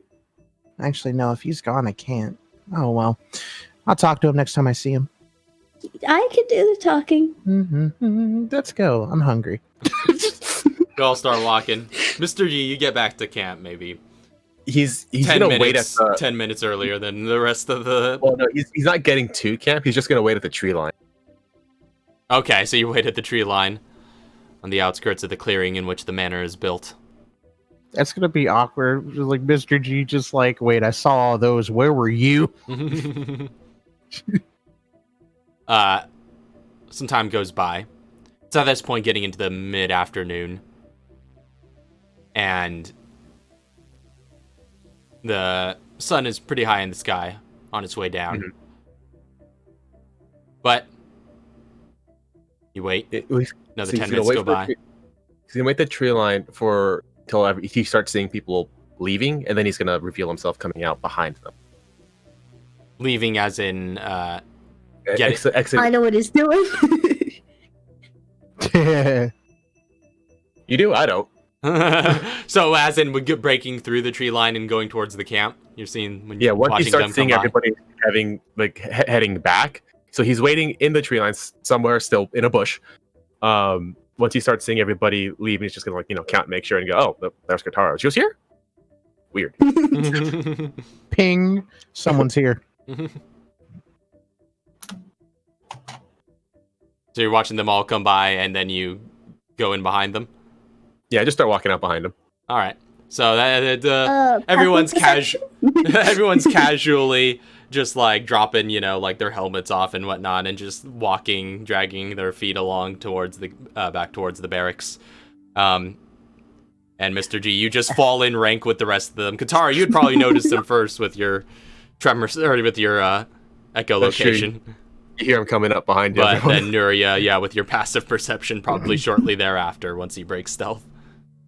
So as like Katara's, as they're just kind of going through, she just goes, "Oh, there he is." What do you mean?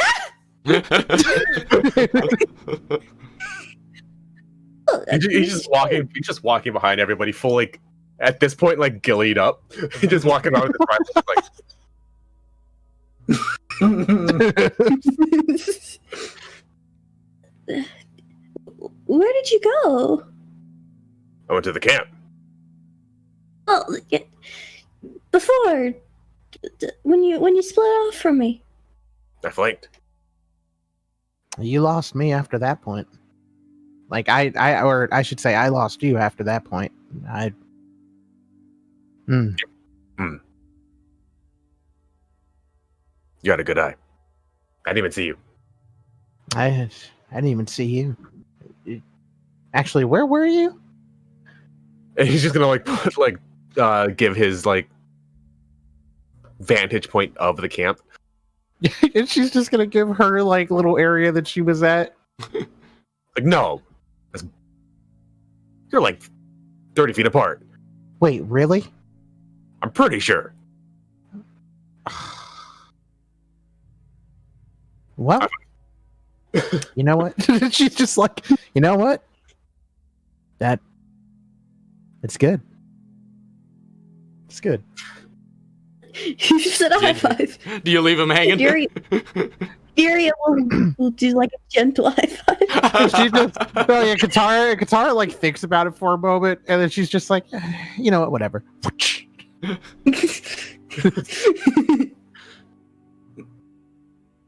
Dude, how does the rest of the squad come with just this conversation happening behind them? They've already taken to their own conversations that already look to be like treating it like they're on break. They're just heading back to the base. They don't even notice this is happening behind them. And as you high five and walk and talk and banter, you start making your way towards Chauncey's war room. Mm-hmm. I'm literally just following the group. Yeah, just bantering like it's old times. And that's going to be where we end tonight's session. That was weird. Orange is back. A bonding episode. I don't know what this was. What? This was the greatest of all the Mexican standoffs we had so far this campaign. Everybody just waiting. Oh my gosh. Oh. Seeing what everybody does when there's nothing to do. I know. That's good stuff. That's where the real character is at. So, thank you all very much, anybody who may have been watching. We'll be back next week picking up from this point. Until next time, we will see you all later. Peace. Squared. Have a good night. God bless. Good night, sweet dreams. All the good things.